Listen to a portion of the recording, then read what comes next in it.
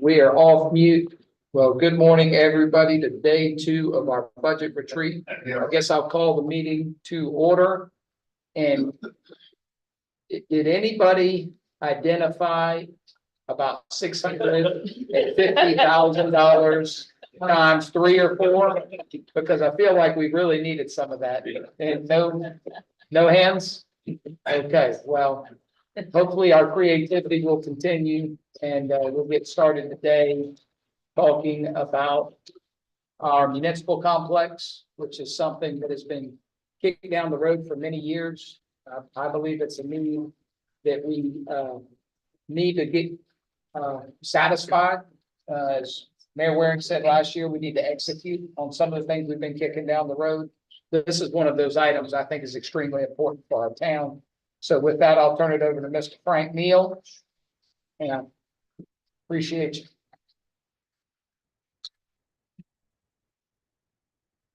Thank you, Mayor and Council and staff. Good morning. Just a quick update I wanted to give everybody before I turn it over to Rusty here. As you remember from our last meeting when we gave our presentation, we had narrowed it down to 2 sites.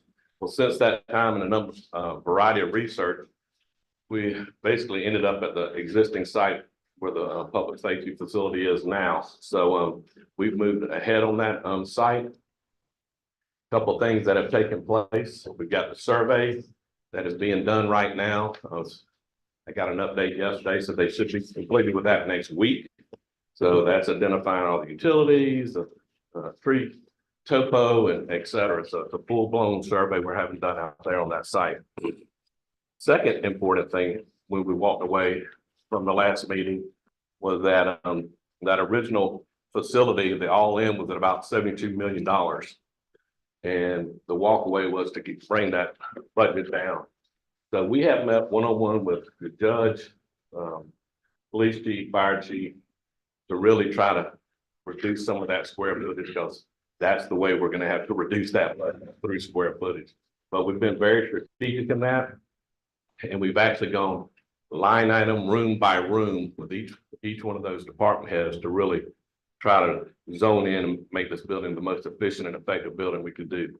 We also brought everybody, all those 3 department heads back together and let everybody kind of voice their opinions and say, you know, are we headed in the right direction? Is this what you're looking for? And we got buy-in from all the departments. So I think everybody's excited with that. One other thing, as I mentioned before, we have done the environmental out there and no wetlands on the property, which has knocked out a lot of the other properties. So there's no wetlands on that property. And the final thing I want to talk about is funding. We have been aggressively going after grant funding, both with the our state representatives and delegation locally. And then most recently with our federal delegation, we put in an application to Senator Graham's office this past week. So we are going after additional funding. Now, with that, I'm going to introduce our speaker today from Creech. If you remember last time when Brent was here, I introduced him as Rusty. Well, this is Rusty.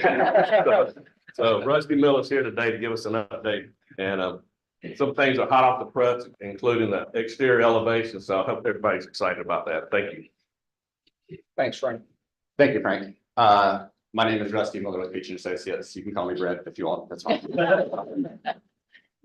Thank you for letting us be here again to present the progress since the last time that we were here back in January.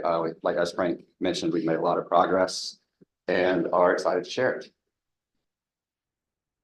So a quick agenda, we're going to go over a quick summary of the process that we've been through so far. Look at the existing sites, where we've landed on the future site option that was selected, as well as some building elevations, as Frank mentioned, and then an updated cost estimate. So a quick summary of the project itself. We've been working with the town since 2019 and were re-engaged last year in 2023 to update the program, meet with each of the 3 user groups and develop a program that would eventually lead to the facilities that you see on a site plan here on the lower left. The team selected this site, as Frank mentioned, for all 3 uses, and it was preferred to proceed with a 2 building approach, separating the fire use from police and courts. So here, and we will zoom in on this in a second, but the lower building is the police and courts building, and the upper one is the fire. As Frank mentioned, also, the program was reduced in an effort to bring the project closer to within budget. We started in the mid-70s. We've got it down to about 62.7 right now, with the goal being eventually to get it down to about 55. You're familiar with the existing site. The lot across the street has been studied, and it's appropriate for the parking structure that would be required of the facility. As Frank mentioned, we've done the research on the site, and it was determined that the existing detention pond is not delineated as wetlands. So filling that and using it as parking would be sufficient and would maximize the efficiency of the site as well. That would require some underground detention to address stormwater. But that's something that's included within the budget that we have right now. So moving on to the proposed site plan. As mentioned before, the lower building is the 3-story police and court facility. The upper building is the 2-story fire station 1 and administration building.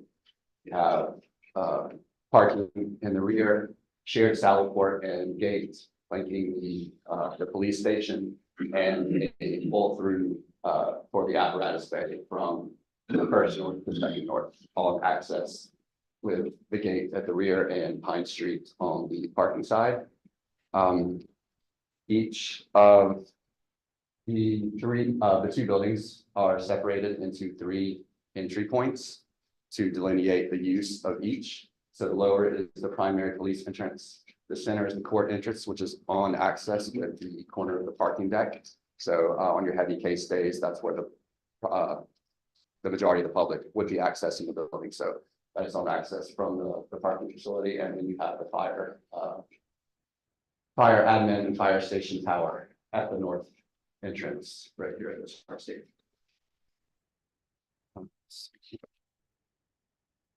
This site plan also allows for potential expansion of the police and courts building to the bottom and the left as well, to add back some of that future growth space that was removed as part of the program revisions.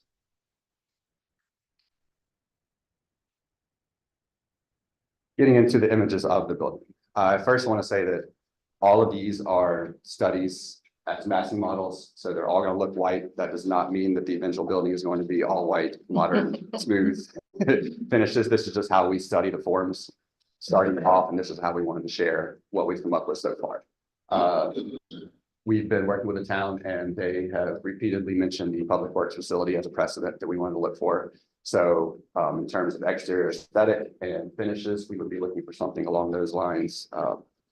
Brick, metal panels, glazing, things like that would be what would be intended once we get into that in the further design phase, should we be able to proceed after this.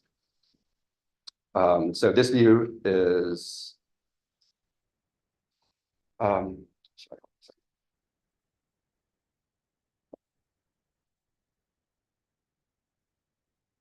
okay, so the intent is to create a facility that has common forms and elements throughout each of the uses, and to create an idea of campus. So strong horizontal datum lines, the square columns at the primary colonnade. The front facade of the police and courts building is skewed back from the street to create a public plaza that's in front of the entire facility, and create gathering space in the front, as well as circulation between the uses of the facility. The low planter walls you can see along the police station service force protection in a more welcoming aesthetic than bollards, fences, gates, things like that. And it can also provide seating and potential plantings to soften the hardscape as well, and provide some shade in the front of the building.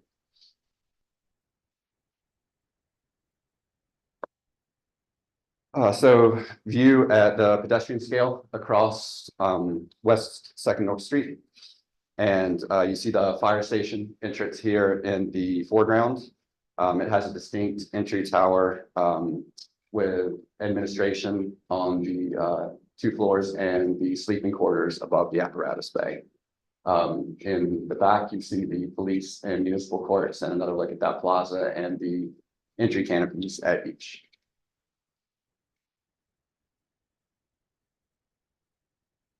A look from the other side, down the streetscape.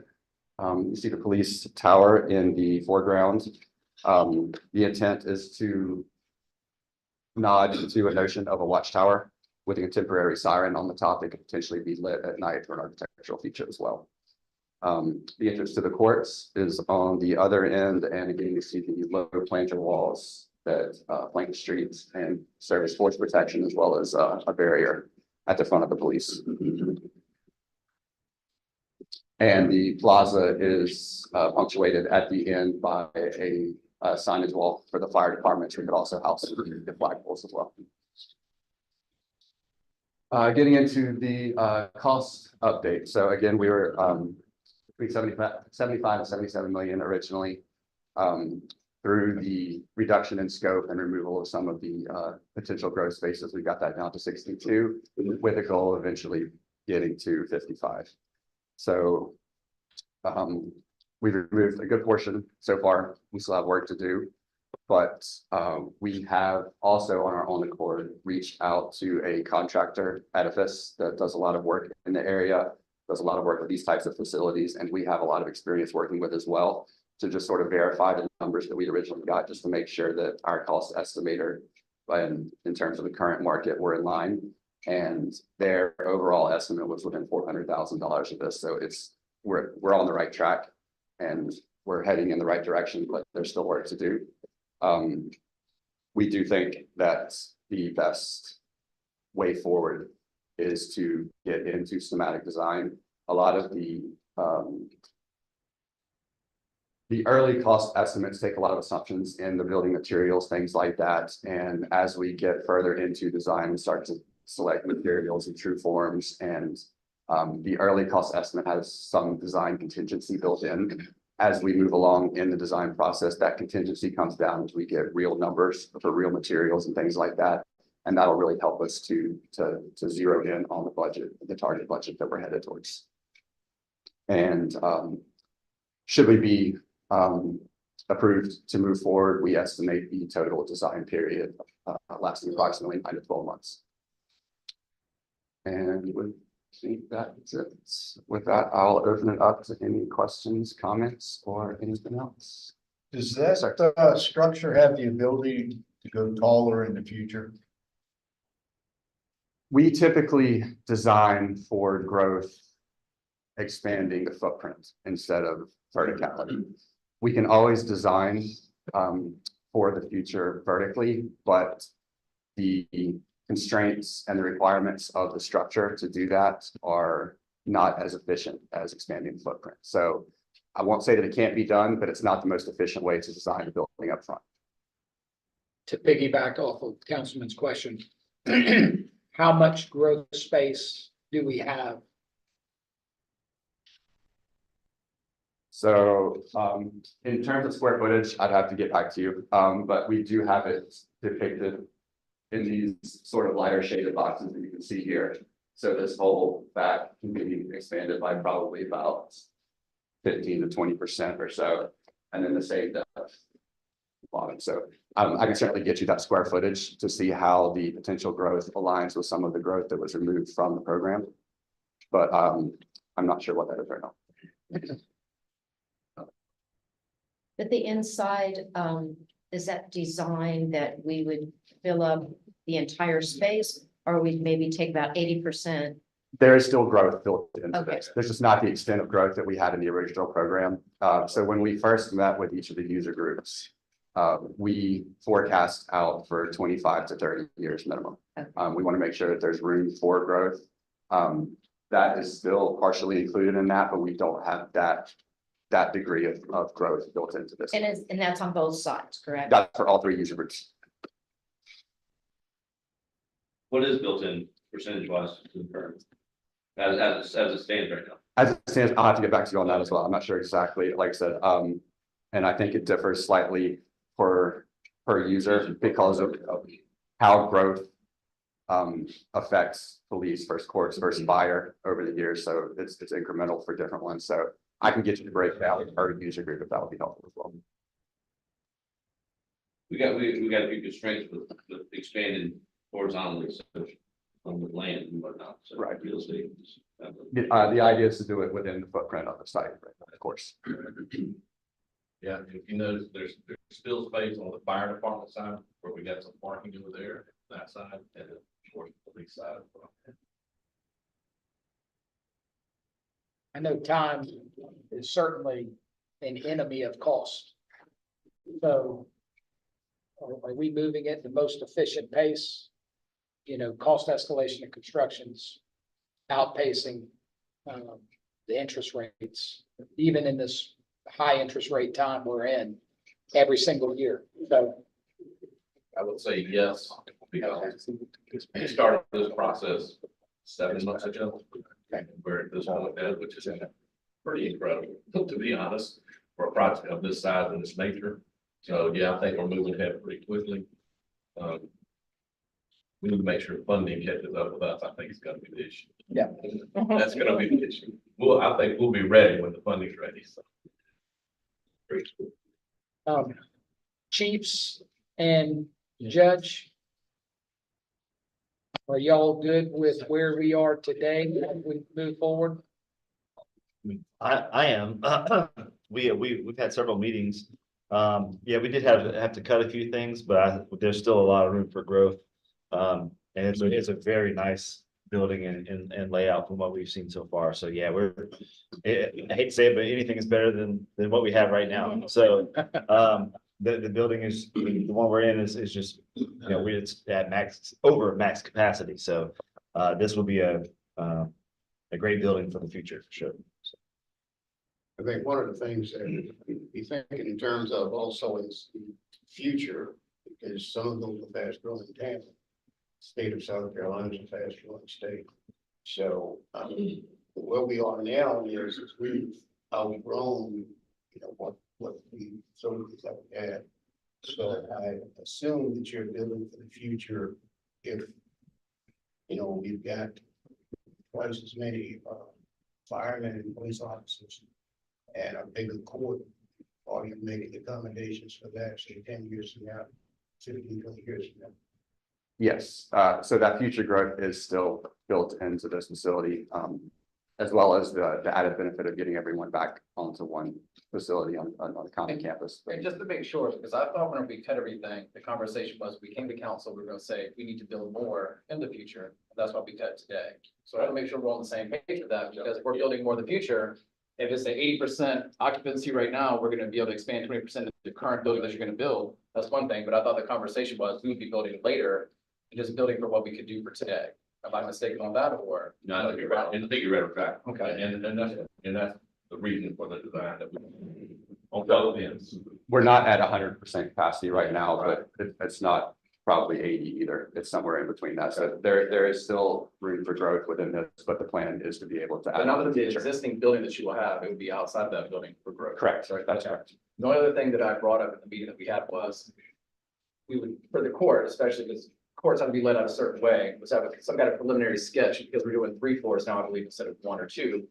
And the unintended consequences could be for the court, an expansion of our budget, because we'd have to have more security or something like that, have it laid out. So I don't want to have an escalating budget for the court based on how the court was going to be apportioned on 3 floors. So I thought it was kind of prudent to spend a little bit of money to see what that looked like, but we're approving a 3-story building, just for the court. Yeah, and that's what we've got included in the next phase, that everybody will have. And yes, got that.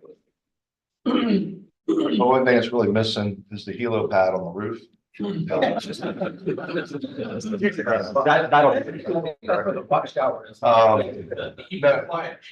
so we worked really hard on this. It did suck to sit there and cut, but we understood we had to. We understand that's part of the process. Just for conceptual understanding for everybody here, it was important that we had the parking area back where the pond is, because the amount of vehicles, not just from the police department, but the fire staff. We wanted it to be a safe location that's encased in fence.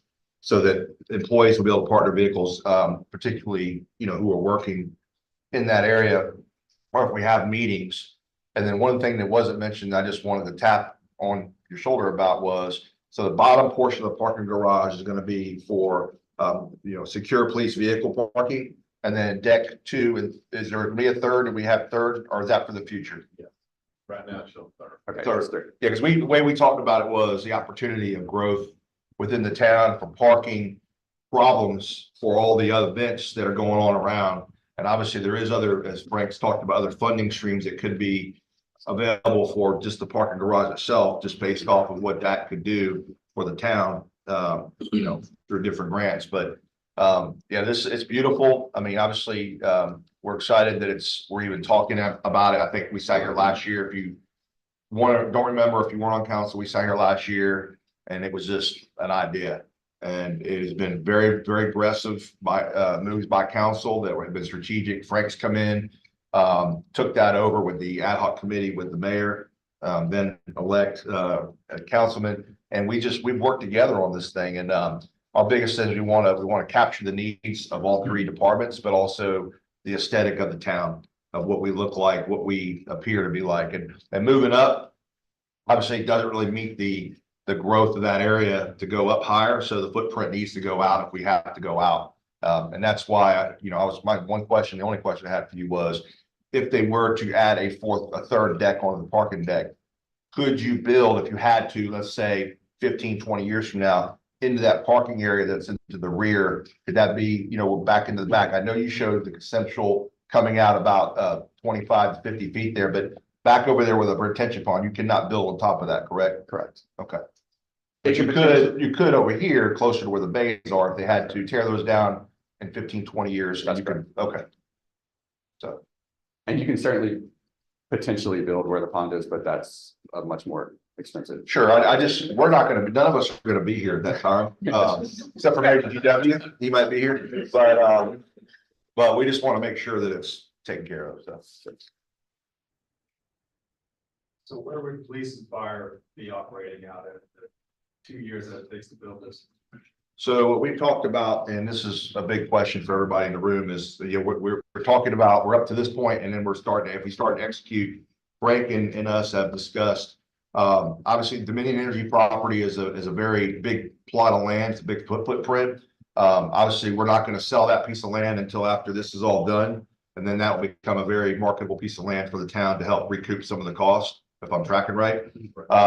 But what we do have there is the ability in big parts of the open parking lot to move fire apparatus to put, I call them FEMA trailers, but trailers like the sheriff's office has down by the coroner's office on Highway 78 to operate our administrative departments, our investigations division, fire headquarters. We can do a makeshift dispatch center if we had to move that over. That could all be done. And then even to protect the apparatus, as long as the building is going to stay there, the one that's the old fire department, it's not ideal because you can't drive out onto Luke or Doty, but you can Luke Street, but you can actually come back out the back of the drive around and come out. So that is an opportunity at least to keep the trucks protected. I don't think I missed anything there. The existing Dominion building also has a lot of square. It does. We have 14,000 square feet there. And so we would be able to repurpose some of that space without tearing walls and doing things. But we did discuss, hey, possibility of let's temporarily move across the street while they do all this. And that's not formidable, because the way he explained it is once one part starts, it's all going to start at one time. So there's no reason to do that. So did I hit that right? That's correct. It could be phased, but the most efficient, most cost effective is to do as much as one, just because of economy of scale and timing. And as mentioned, construction costs are never ending. We would be in a big jam if we didn't have that Dominion property. Yes. Yes. That was good. That was good investment though. Very good. And we can win after that. You're right. Thank you. Councilman Halter, have you and Frank sat down, because this is more your wheelhouse, vertical construction. I've always been in transportation. Have you sat down and I would love for you to, if you have time, really get an idea of how we can make this the most compressed time frame possible, just with the cost escalation. There are a lot of considerations too with building in that detention pond. We dug that because several houses downstream used to flood every time. Yeah, that was my question too, is how much underground or detention You is can't put it up there. Yeah, So you might want to consider buying the house across the street from the detention pond and maybe the one directly up the street as well, since Yeah. there's gonna be an issue there. yes, sir. And they flood already, those, when we have real bad rains, when the retention pond overflows, and I know because everybody's at home, and when the bad storms come, but they, that literally comes the river across, First. Yeah, First Street just goes under. Maybe that whole portion, on the block upstream from this, maybe we just expand that canal all the way out to Fourth Street or something. Yes, sir. But there are some drainage considerations there. And that feeds out over by the railroad, the railroad, right? No, I'm going upstream. I got you, okay. Property that Erlen Myers owns, Okay. all that wooded property.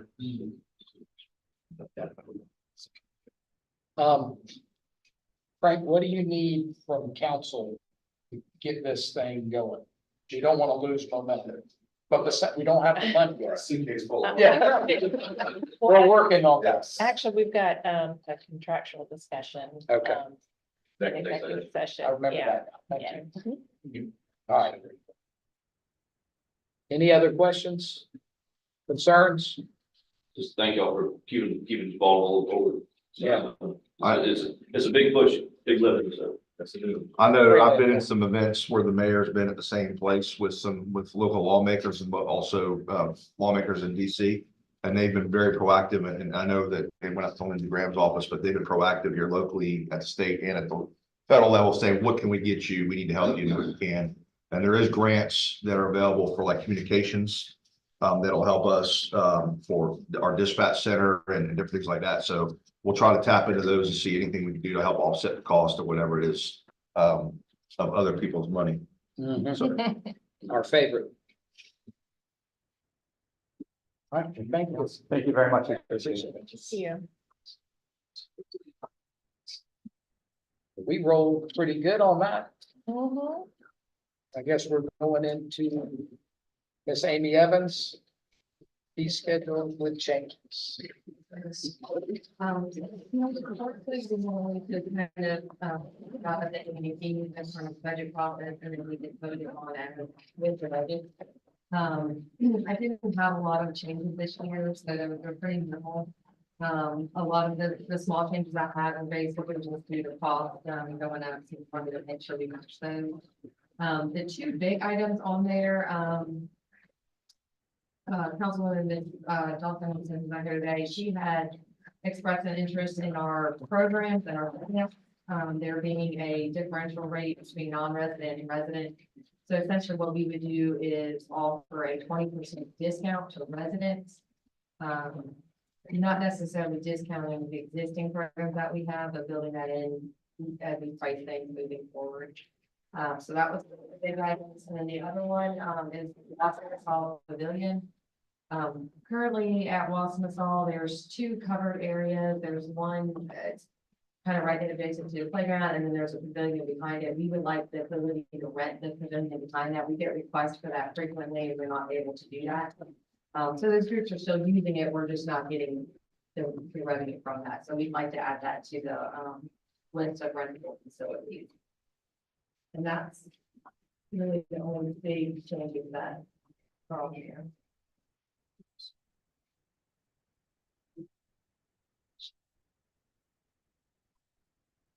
Any thoughts? You said the camp fee was gonna be 20% lower for in-town residents. Are we holding it the same as this? And then we're charging 20% more for out? Or are we actually, On the existing. so we're holding our rate for in-town the same, and then for those who are out, we're just adding 20%. Generally, yeah. Yeah, and that 20% isn't an exact 20%. I It's okay, because it may fluctuate slightly, but. Ish. And then we'll relook at that, it's I'll be able to bring some next. We're far We're still. And the only other thing I would add is when we're currently hiring a new staff member that will oversee Gahagan Park. So I didn't really make any recommendations there, but once that person's hired, we are gonna do a pretty in-depth study of other athletic complexes. So at some point throughout the year, we probably will bring a proposal just looking at specifically how we handle the Gahagan Park.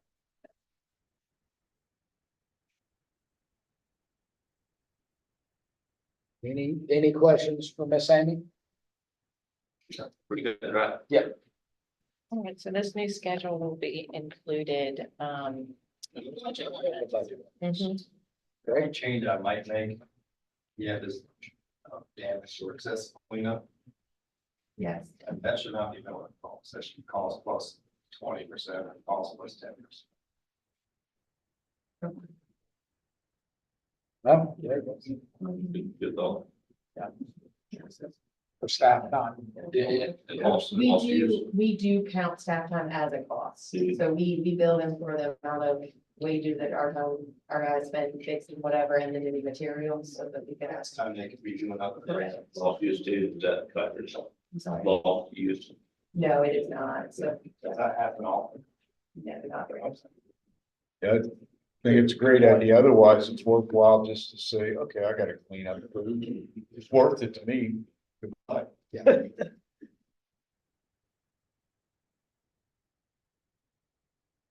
deal.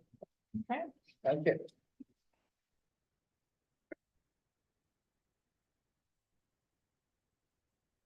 Moving on to employee benefits programs and retention initiatives. Yeah. Who's spearheading that one? You? Well, I'm actually just gonna set the stage a little bit and then Chris is gonna go over the specifics. But this has been a continuation of discussions that we started actually 2 years ago with our strategic planning retreat.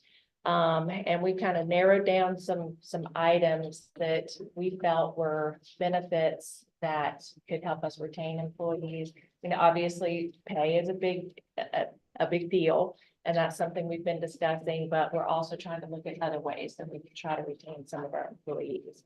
So council has asked us to provide some additional information, and we've actually got specific policy for you all to consider. And the policy doesn't really require a funding mechanism, but the retiree health insurance, if council does want to move forward with that, that is something we would have to budget for, but it was surprisingly less costly than we anticipated. So I think it's something that we could fit into the budget. So anyway, I'll turn it over to you, Chris, so you can talk about the specifics. So as you can see on the agenda, there are 3 items there. The first is a proposed bereavement leave policy.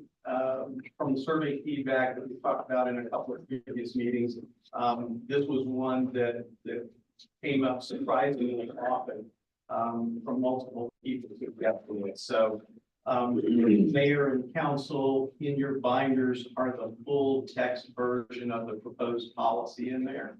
I just want to highlight a few bullet points related to it. First of all, we proposed up to 3 days of bereavement leave per year for the death of an immediate family member as defined in the handbook. So it's, very specific, but in the interest of continuity and consistency, we left that definition of immediate family the same because there are situations where extended family, that policy will remain intact in the handbook. So again, up to 3 days in referencing different municipalities, different sources. They range between 3 and 5 days as the recommendation. Given that we haven't had any before you had to use sick leave, felt this was fair, especially given the other forms of leave that we as an organization provide. So additionally, bereavement leave, those 3 days, up to those 3 days would be a separate unique pay type. So when it's paid on payroll, there would be a bereavement leave, just like with annual leave and sick leave, it would be based on the base pay only. and not additional things like overtime and so forth that the person may earn. The third bullet, bereavement leave would not be available to part-time employees because they are not benefited, they don't accrue leave. But, you know, out of a humanistic standpoint, they should, part-timers should still be allowed reasonable amount of time out to deal with the death of a family member. And then finally, the town does reserve the right to require supporting documentation, i.e. a death certificate, obituary, funeral home flyer, that sort of thing.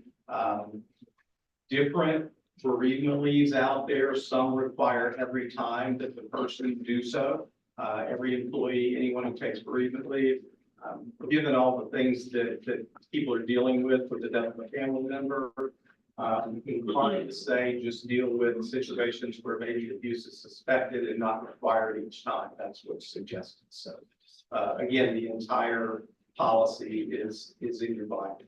So any questions on that? I haven't read the policy, but the places up and I've seen it greatly taken advantage of, so.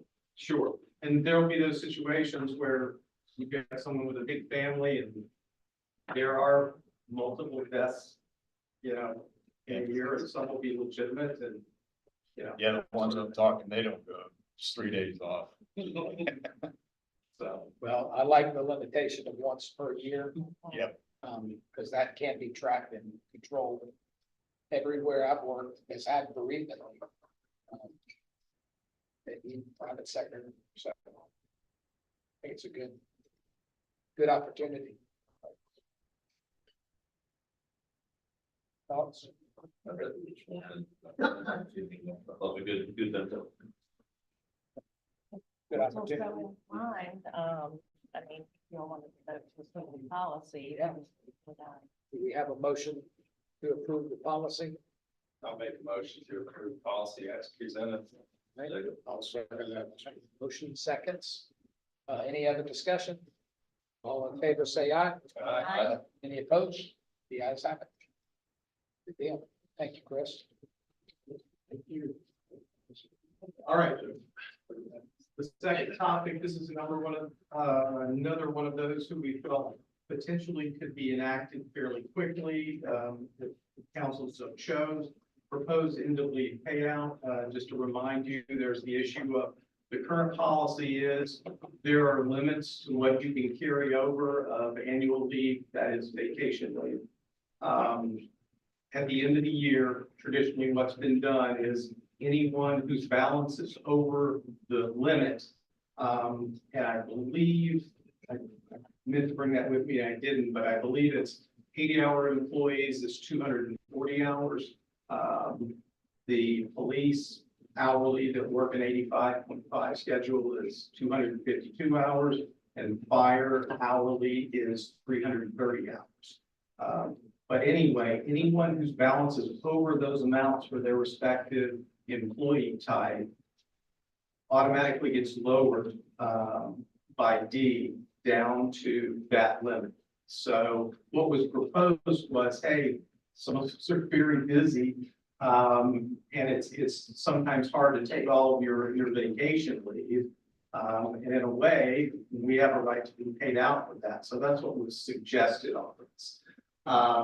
So with that in mind, working through numbers of what we estimated, we were tasked with estimating what would that cost. So the first number, at the end of 2023. So on January 1st of this year, we lowered a total of 19 employees who were over their respective limit. If you quantify those hours, that is for each person, however many hours over they were, times their respective hourly pay rate, it would come to pure gross pay, 11,554. Okay, so that's the first step. Now, we know, because one of the complaints has always been, I have to hurry up and use my leave the last month or two of the year, and I don't really want to do that, but I don't want to lose it. So the question becomes, how many, if we paid out the leave, would actually hold off and not use up all the leave time? So you do have to make an assumption there. To let you know, in addition to those 19 that were over, we looked at the vacation balances in early November before that intense holiday period started, and it's Thanksgiving, Christmas, and so forth. And there were a total of 22 individuals, again, in addition to the 19 that were over, who were over the limits at that time. So Chris, there's is it 12 or 22? no, well, I'm gonna work down to that. Oh, So, okay. yeah, so 22 more, and then you make the assumption, how do we decide how many of those would have still taken their time? Versus how many would have held off and not used it because they didn't really want to take their time. And the assumption we did was we layered on, say, each one of those remaining 22 took 3 days of vacation for their holiday. That left 12 that were still, 12 more that were still. Again, you're having to make some sort of assumption, but that is reasonable. If you then quantify their pay rates by the amount of hours they were over, that's another $6,802 in gross pay. Okay, so those two together, those pieces total to $18,356. Again, just their gross comp.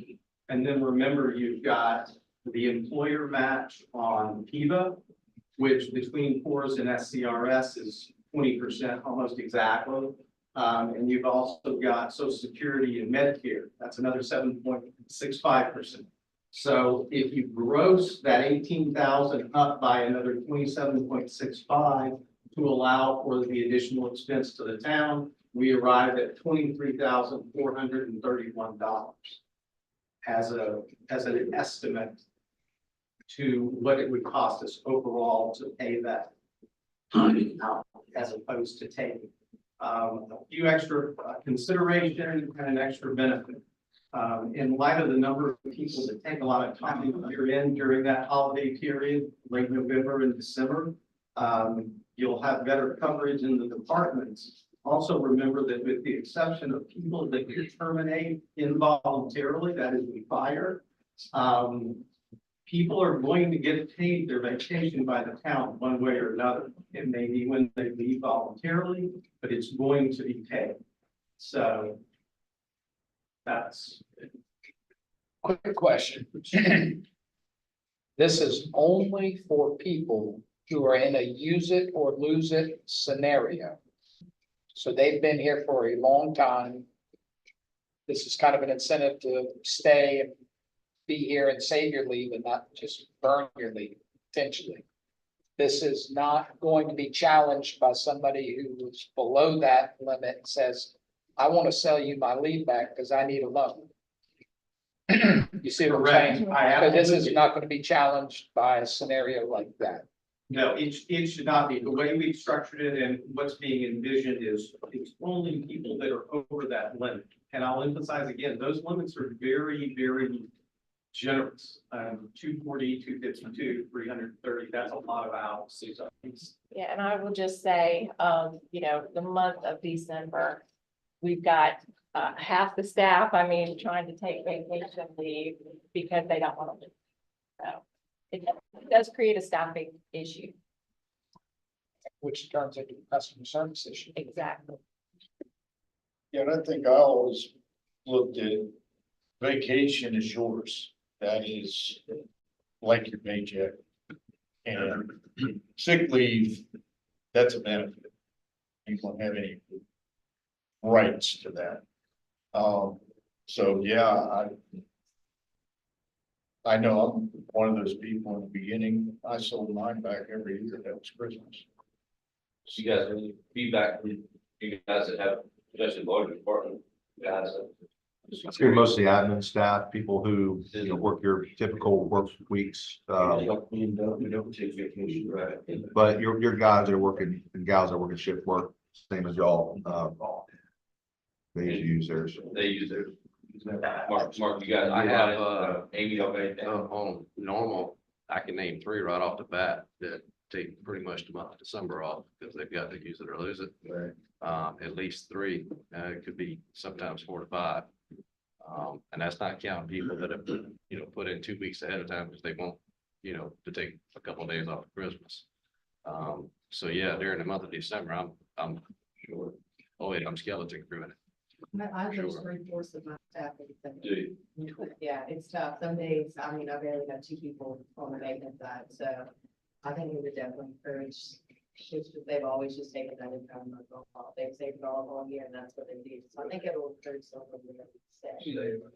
Do you foresee it becoming more of an issue where people don't take leave intentionally? I see it then both our ways. costs Yeah.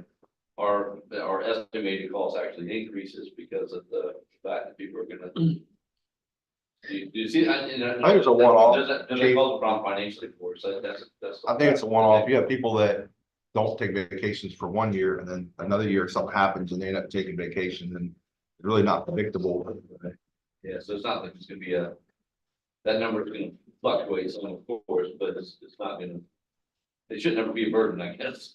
That total unused leave is actually accrued annually in our audit report. Right. We only make that adjustment once a year and assuming that it's typically the same from year to year, there's not really a big adjustment. Now, if no one on town hall took vacation or across the town for the year, and then we had to book that increase in what that accrued liability is, it would be significant. Right. But as, business as usual, I can't imagine that would happen. We don't budget for anything like that. Yeah. Because it, again, is typically the same from year to year. Yeah, when I was at the Ford store, we did that and, you couldn't sell everything you had.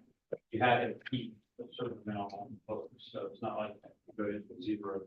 Yeah, we're only talking about selling the excess, right? I mean, it does take a while to get to 200. Oh, I mean, I I've never worked made for town for 17 years. I've never gone over. I No, I mean, take they're- vacation, but. Let's be close. I also have to share. So, I mean, but I mean, it takes a, I mean, you have to be here a while, and not take vacation to get to that. I love the idea. I really do. I think it's a great perk for people that are encouraged to be, that are here, that I remember when this fire chief was every year that we would usually start telling our people in October, hey, because excuse me, that department, you know, let some people off at one time, so that was always the hustle. So I mean, I think it'll help with staffing, like we're talking about. As a couple of backstops, you could, if you did choose to approve it, you could make it will be reviewed on an annual basis. Reserve the right to renew it each year or not. Another thing is you could also cap how much over that you would pay. Choose a number of hours or days or something like that. Yeah, and I'll be honest, where we implemented phase adoption, we brought it council at the end of November, October, saying this is what it is, approved. And all the employees knew that it may not be approved, so. I mean, just like a number like this, that could be absorbed in slippage, you know, that's. Your maintenance is covered. That's just my new grand scheme of things. And after the first year, this goes down some for those particular numbers, because they wouldn't have that to sell. That's. Yeah, that's a good point. Yeah, it might take more for them to run up against that limit the following year.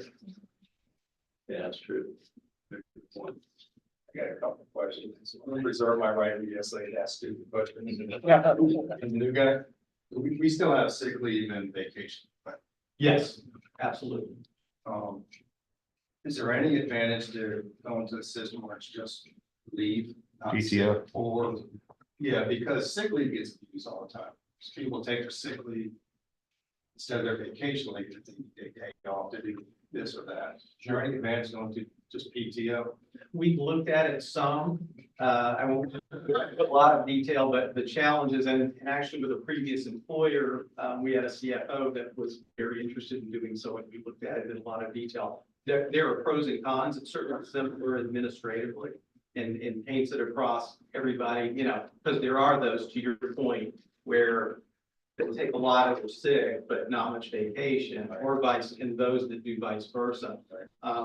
Some of the issues that you run into are conversion, because keep in mind, right now, only vacation is condensable when you leave. with the exception of the remaining people who've been for a long, long time, who get a percentage of that paid out. But the bulk of the sick, if it's not taken, you know, when the person leaves, that's not paid. So you're converting all of it. Now all of it will be compensable, which has a financial impact as far as that goes. So even if you go, well, we'll convert at a portion of, you know, so all of the sick won't be converted 100% to compensable time. But then you're going to have employees who go, whoa, I had 1,000 of sick time and you just converted it to PTO and now I only have 700. Or if, I don't know if I'm enunciating it correctly. That's among the challenges to deal with when you convert this. So my next comment would be that we need to encourage people to take their vacation. At one time when I used to train 15, 20 hours a week, you learn that those days off are every bit as important as your training days. So we need to encourage people, especially in your line of work, to take that time to recharge the batteries, not to use that opportunity to cash out and take no vacation. Because that leads to burnout, and that leads to people leaving as well. And then the third comment I would have, or question I would have, what about the 19 people whose times were adjusted down just this past summer? Do we compensate them? As that applies to 2023, that's really what it's tied to. My thought off the cuff would be no. I agree with that. I mean, if a policy is established, it would be from that point moving forward. If it's not. I'm just thinking about the 19 people who lost time, you know, and what about me? I had about 40 hours back last year, so. I guess the same argument could be, you know, in 22. Well, I lost hours in 22. To be clear, I can argue this both ways. Yeah. That's my question. Right. Yeah, and that 2,000 sick leave. So, And that vacation become quite a liability. Even Bosch, I was there 25 years when they decided you're only allowed this much. You have to take it. I took like 35 days off in a row because I was gonna do that or lose it. Right. Just so they can erase that liability. So. Well, so instead of starting in October, saying, hey, you got a lot of time, you know, you start that process in June. And you need to consider taking off the week of July 4th, or whatever, so that we're not in a situation where we're and granted $23,000 in a $49 million budget is dropping the bucket, but it's still a drop. And I know from my kids, some of the companies make them plan a percentage of their vacation at the beginning. And if you don't, then you might not get it because, especially fire and police. X number of people have already planned that time. That's it. It's closed. well, the frame of reference, I guess we're trying to look through, because this is not a growing liability because our process suggests it automatically. So we're really looking for something that's going to help provide options for our employees that they want and help with the retention standpoint. So that's kind of a frame of reference. And I agree with Councilman Halter. We don't want the unintended consequences of folks burning themselves out, not having the mental health days that they need or rest and recharge for certain folks. But I don't know how to balance that versus the incentive. We kind of count on the leadership here, from my perspective, to watch out for your folks and take care of them, because that's what y'all do every day anyway. So. And it's mostly the lower end people that we were talking about yesterday that would save it to use it as money. And you know, in some ways, that's their choice. For me, it was a lot more valuable was cash. I just have such longevity in my department. Yeah. I've got a lot of mine that carry 1,000+ hours of sick time. They're probably a high percentage of this 19. They're like, that probably lost. I can name 4 or 5 right off the top of my head and I get it lost. So That was the problem I had at the city of Charleston. It was all the foremen and the supervisors that had the 240 hours. So then now I've got 45 guys with no supervision and trying to put out the experience. You say, Yeah, I think it's a good idea. Well, I like it too. I told myself, like, you know, council not get down in the weeds, try to manage departments because I felt that on the other side, so I trust these guys and gals that we have running these departments do great jobs as they do to take care of the staffing and the personnel issues. I think that ultimately will come up. There's no question about it. We're gonna, no matter what policy we deal with, we're gonna have a personnel problem that comes as a result of it, but we're trying to do the right thing for our employees, and we trust our department has to take care of those employees that want to take advantage of the right thing. So You're right. Our job is. yeah, policy. Hire good people and get out of the way. That's right. So I would move to approve this policy. all right, we And I'll have second. a motion and a second. Any other discussion?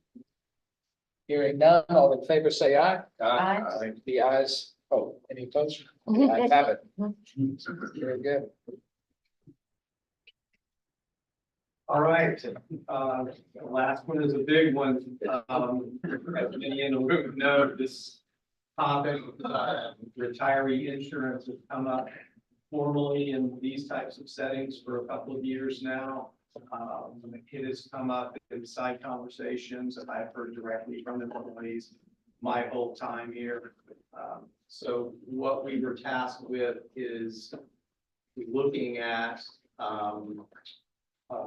trying to quantify what would it cost us if we offered retiree insurance for our people. And what was thought of or suggested was looking at certain time frames, being with the town 20 years, being with the town 15 years, and even being with the town 10 years. So I'll take you through the math. I know there's quite a bit here, but first of all, so running a query on number of employees in mid-March of this year. So essentially our current situation. There were, in looking through definitively knowing what's required to retire under PIBA. There were, looking at 20 years, there were 10 employees who clearly, we know definitively, met the PIBA requirements to retire through the state. There were another 20 that had 20 plus years with the town and could potentially meet the qualifications, but we don't know. There were certain, the bottom line on this is those additional 20 is if they spent time with another municipality, being employed with another state participating municipality, then they could very well be based on their age and our number of years plus a few more. So here's where we had to make an assumption. Okay, of those 20, how many likely? We wanted to err on the side of more rather than less to make sure we don't underestimate what the cost would be. So ended up choosing 10 of the 20. So the 10 that definitively absolutely qualified and another 10 of the 20 that have more than 20 years of service. So that's a total of 20 people. Another assumption about, or part of the task of the analysis was how much would the town contribute? And the thought was for people who had 20 years with the town would kick in 30% of the premium. For 15, it would be 20%, for 10%. But anyway, finishing the 20. So we have a total of 20 people, and if we had a premium amount of 1,070 per month, and let me explain that. That is a composite based on the breakdown between the different levels. We have employee only, employee plus child, employee plus spouse, and family. So that is very accurate in that regard. It actually comes in 169 if you apply those percentages that our current population that participates in the group medical breaks down to times 12 months. So 1,070 a month per person, which amounts to 12,840 a year. 30% support by the town amounts to $3,852 per person the town would pay, times those 20 employees would amount to $77,040 a year. That's just for the estimated people that have been here 20 plus. Taking the same approach with 15 people who have been with the town for 15 years. We have two of the list, two for sure, that clearly, definitively qualify to retire now under the state system. There are another 24 that potential, they have 15 years of service with the town. They potentially could beat it if they have a few more years with another PIVA participating municipality. Again, we took half of those as an assumption. So 12 plus the two for sure, that's 14. 14, again, times the same number, $1,070 average premium per month, times 12 months, times those 14 individuals, that's $35,952 a year for that group. So if you chose to allow and support and allow coverage, medical group coverage, or down to anyone who retires under the state system that has at least 15 years with the town, those two segments combined would amount to $112,992 that the town would kick in towards the premium. Talking in terms of 10, we felt that 10 years was not enough time commitment. I'm not trivializing 10 years. That's a long time to work for an employer, especially in this day and time. But felt that for the return for what we would offer, that was not enough of a commitment when we're looking to incent retention with the town. I know that's a lot of numbers and some assumptions in there, but I also think it's the assumptions were reasonable. Quick clarifying question. Because we referenced PIVA's retirement requirements and town time. To gain access here, they have to have this number of years with the town, working directly for us, and retire under the PIVA system or meet those qualifications as well. Yes. So that's step one. I want to make sure both So of it's their age, Both. years of service. both, and then this would extend, this opportunity would extend until they become what age? 65, thank you, Mr. Okay. Mayor. I meant to say that. That's That is, they age out at 65. One of the requirements of if we do this would be when the employee hits 65, they have to go to Medicare.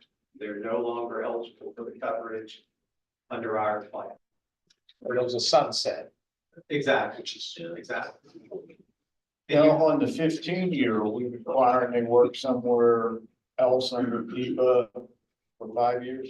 Well, we don't, we wouldn't necessarily require that they have to not only qualify to retire under PIVA, but they have to formally retire under PIVA with us as that final employer. So, and we know that definitively because I, as the HR manager, received tasks from PIVA related to each retiree, information that has to be filled out and submitted online. Because I guess while we pay less for the 15-year, they're gonna get it for at least 5 years beyond what the 20-year people get. So that would add to that cost. Because they retire, right. They retire early. Longer, sure. That's the thing, you're gonna have so many different aspects of it. Question. Yeah. Are they able to add like a spouse or a family, or is it only for them? Well, the scenario it looks like we have here, it is the blended rate, so it, obviously a single employee, those numbers are going to be different from the family employee, but this scenario does include whatever scenario you retire under. Yeah, any and all plan levels, the estimate included all. Of course, you're gonna have also things like talking in terms of people aging out. Yeah, someone has family coverage, children will eventually age out, those kind of things, so. I really like this idea for retaining our good talent, because I've heard an employee actually say, I'm gonna go leave at the end of my time to get benefits from a different employer who provides those benefits moving forward, health benefits. The one thing I'm concerned about is how this model plays forward. Yes, I see 112,000 in this snapshot, but over the years, I would love to see a projection of how this layers on top of each other over the next 20 years to see what kind of growing liability, that's just me, to really understand how it folds into our future budget over maybe 20 years with the assumptions you have presently. I agree, and we're also, thank you, Chris, for all this. It's difficult for me to grasp things that I have zero control over, and insurance premiums are one of those things that I have zero control over. That makes me a little nervous, and especially about layering on and looking into the future. Also, and I can say this because I'm of the advanced age, but having advanced age people on our policy, on our group plan may add to our claim experience and some of that, which may adversely affect that. Now, hopefully we can change to a better model for health insurance anyhow, but those are just concerns as we sit today, that I would have. Chris, and I did the math, what percentage of the premium is town picking up here? Was that like 20? So for the 20 plus, it's 30% of 30%, the premium, okay. and for the 15 plus, it's 20%.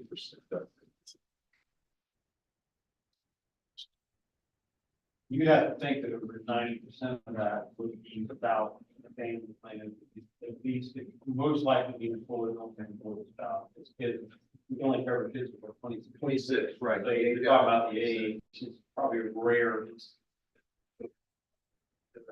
They're a part of you. I think we need Fire, this. police, and fire, Go ahead. Okay, yeah, good, no, go ahead. I think the employees deserve it. Those costs are out of this world right now. I'd probably get the best combination you could have and still cost some. But I think I would like to start with the 20-year.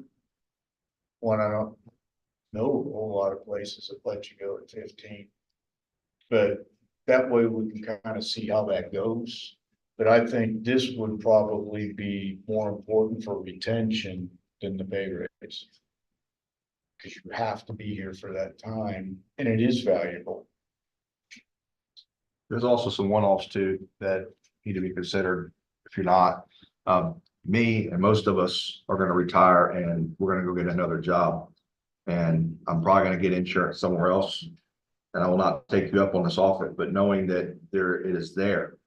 That if I become debilitated and I can't work another job, that I have the opportunity, it's huge.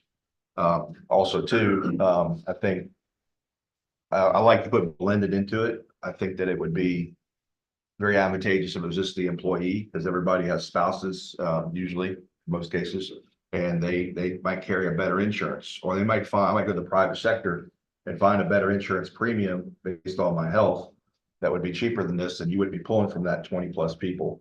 So there are a lot of one-offs on this, but I think having something is something that I know has been talked about the entire time I've worked here, and we did it for like 3 years with like 5 employees and broke the bank. And we changed our mind really quick on that. And then I've had people leave. We know for a fact people left the police department to go to other places just for the insurance idea, like the mayor said. So I agree. This is a huge step.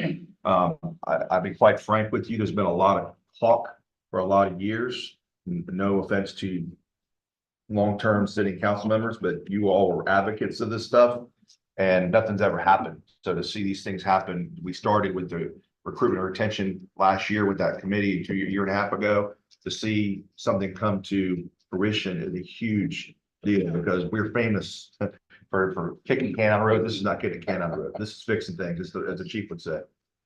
You know, I The think chief, like I just, Councilman Johnson, well, Councilman Jackson was saying about retention. Yeah, you got an employee that's 15 years or whatever, and they're trying to get to that 20. That extra couple bucks from the other municipality is not gonna lure them away if they know they've got this waiting on it. They're not gonna go anywhere if they know they got this. Chief, I was just gonna say that the break the bank scenario was because we didn't have that cap. We had, I mean, literally, people could stay on the policy. Well, I know, it forever. wasn't thought through, that's what I'm saying. Okay. No, and that's why we don't have it anymore. Okay, Kept them at the same rate, I mean, you. That was paid them just before like our your time. employees. exactly, That was a yeah, great deal. yeah. Yeah, I wanted to retire like 7 years in, I was like, I'm gonna retire. When we were, like, came work for town. I'd like for our finance people to review this more, and then we pick up this conversation at finance committee meeting. I think it's something we need to vote on. That's my opinion. I agree. It's too big. And too important. But it's important down the road. Yeah. You could just, I want to make sure there's. I think we wouldn't be jumping into the 20 grand is one thing, jumping into 100 and some odd grand is another. So, you know, we're getting a bigger drop in the bucket now. So, yeah, annualized and growing. So that's, I think that's, I'm okay with that as well. But not kicking down the road to next year's budget retreat either. We'll kick it down the road. Correct, yeah. No, my intention is to vote on something this year. Yeah, 2 weeks, you know, is that enough time for you getting any more JD around there?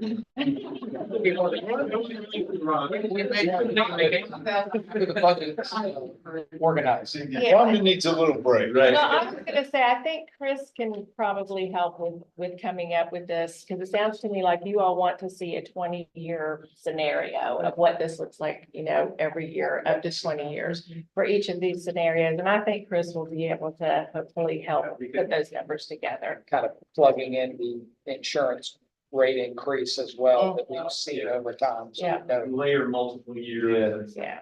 Something there. And I think we included it as a family too. I don't want to take off with that. We got to do, I know for a fact, police and fire, they started 2019 to 21 and they retired after 25 years. They still have kids now, so. And unrelated. Pretty simple then.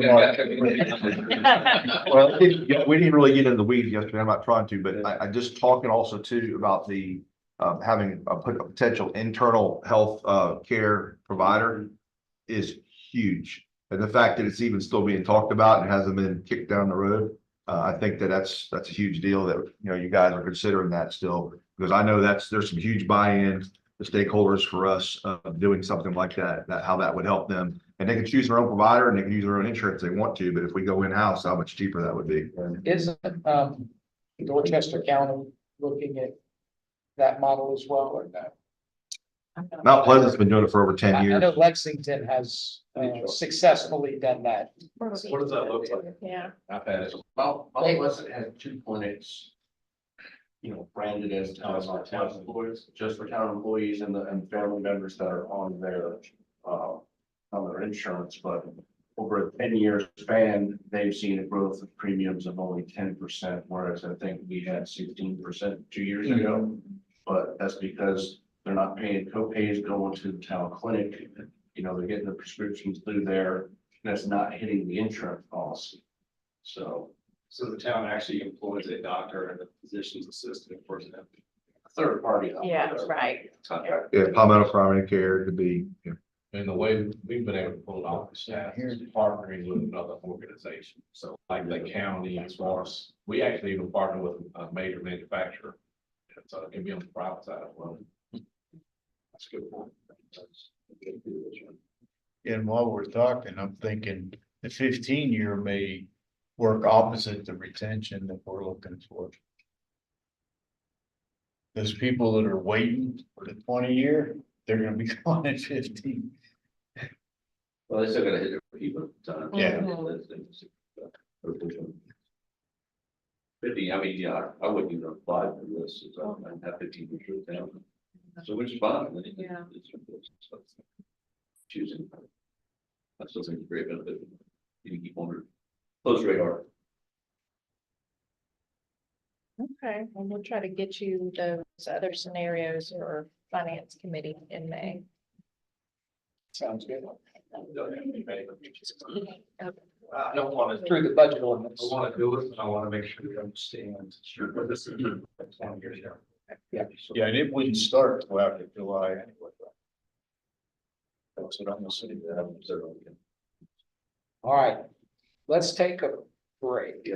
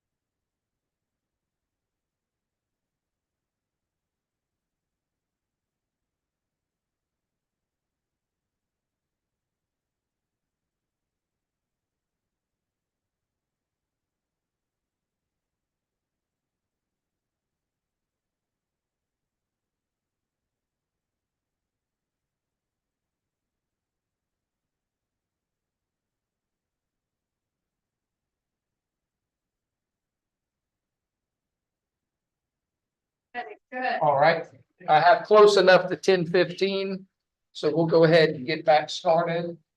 And I think the first bullet is mine. Should I duck? No. Strategic annexation, I think, oh.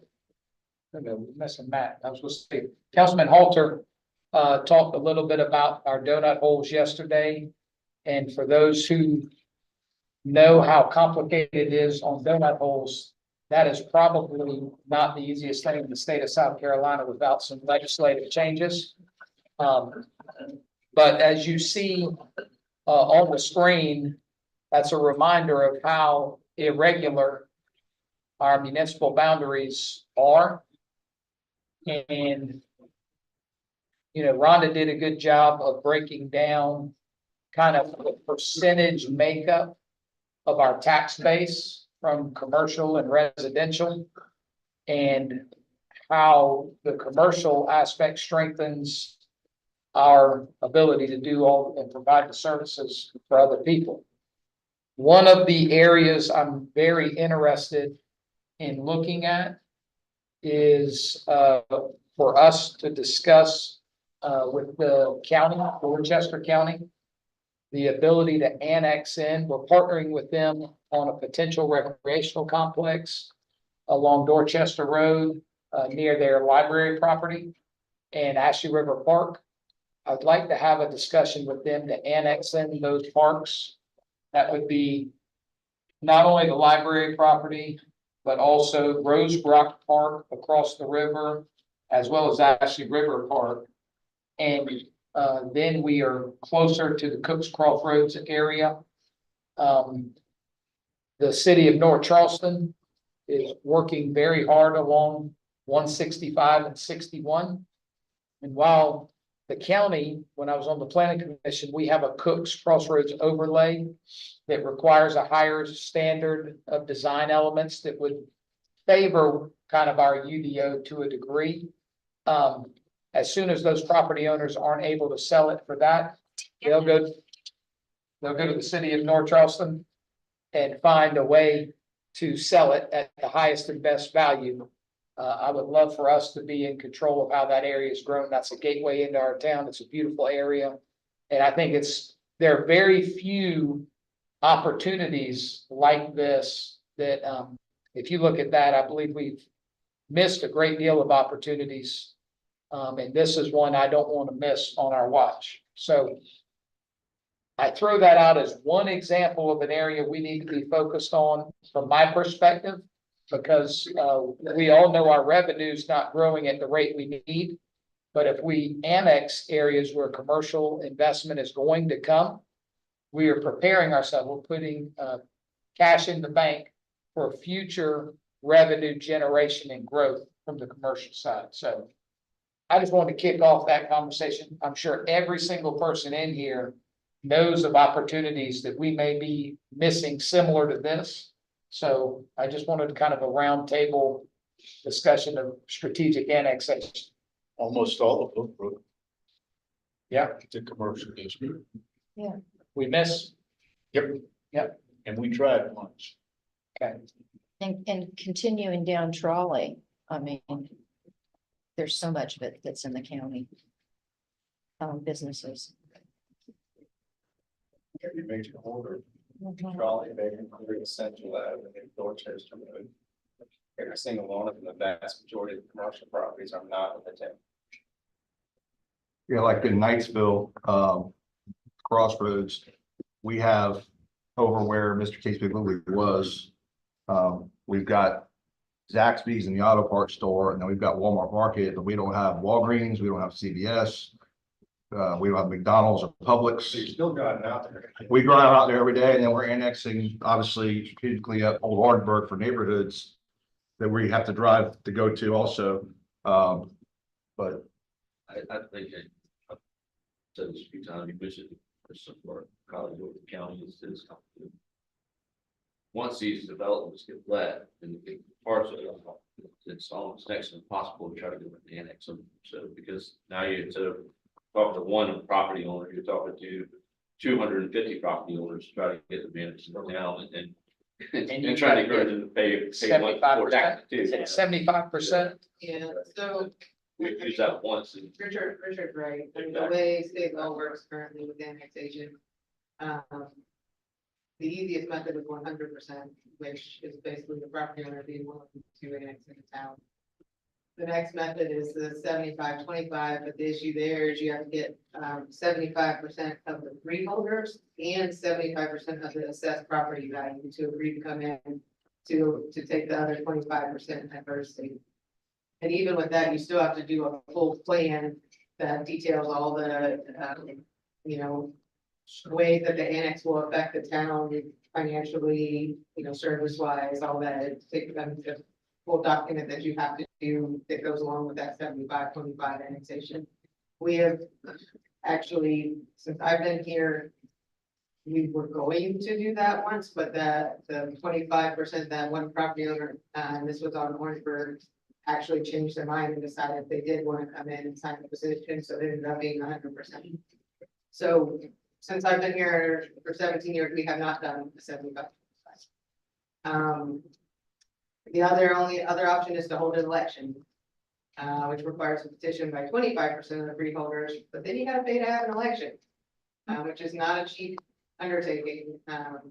So unless state law changes in the near future, which the municipal association has been working again for the 17 years to get that changed, it particularly businesses, and particularly ones that have been developed, it's really hard to get them to agree to come into town unless they need CPW sewer. That's really our one, that's why people are coming into town now. It's really CPW sewer, or it's a developer that wants to deal with us rather than deal with the county, because we generally are much more responsive. And I'll It's a say, lot quicker to get through the process. what we hear a lot, and I'm sure you do too, it's very frustrating to residents is they think they're in the town limits. They don't read their tax bill. They just pay their $48 a year, which is chump change, by the way. And they think they're in the town, so they'll call us. I had one the other day who called me about pit bulls attacking him, had an elder on the phone, threw-way call, and we get all the way through this call, and I'm trying to find out where he lives. We live on Dorchester Road across from the Walmart Market. So now I'm a 45-minute phone call that I'm trying to get all this out of, but that happens all the time. They think they're in the town of Somerville because they have a Somerville zip code and a Somerville address. It is very frustrating. I know we can't do anything about that, but I think we can. I mean, I know it sounds like we can't, but I think we can. Yeah, and we've done presentations to neighborhood groups over the years, you know, because we'll have a small group of folks who want to come into town. And let them know what's needed, and we just never gotten to the point where they've had enough people agree that they want to be in town. Except for that one neighborhood on Orangeburg Road, because we would take over the rest. Yeah. But it only had one. So, I mean, it's very difficult. It's hard, particularly Berkeley County. We have the same issues with businesses along North Main Street. It's even tougher in Berkeley County because they don't even have a business license status. So to try and convince an existing business in Berkeley County that they want to come into town, it's a hard sell. I think that kind of going forward, Mr. Mayor, I agree with 100% that area that you're discussing, shortheading towards, Highway 61 is an absolute must. I don't know what it takes for us to have a conversation with the county to, you know, start looking at those parks. I'm happy to really initiate that more formally. I kind of had a broad brush. Hey, what do you think about? That does open the door. I know we've talked about that with maybe Knightsville School in the past, to allow more contiguous area out in that Knightsville area. Of course, that area is becoming developed, you know, and so it's getting tougher and tougher out there. That wind's closing, so to speak. So, yeah. But then looking out towards the Slansville area, I think there's properties out there that we can still kind of take advantage of. But now we're talking about property owners. Watson Hill, of course, our previous council mayor, that was a wonderful job annexing this area over here in Berkeley County where we're sitting. That was a huge, 970 acres. So They had all the way to King Bay. right, well, we're almost there, not far from it now. Let's say, They had ABL, right. That's what development next to King Bay, they had everything. we had the joint council meeting last week.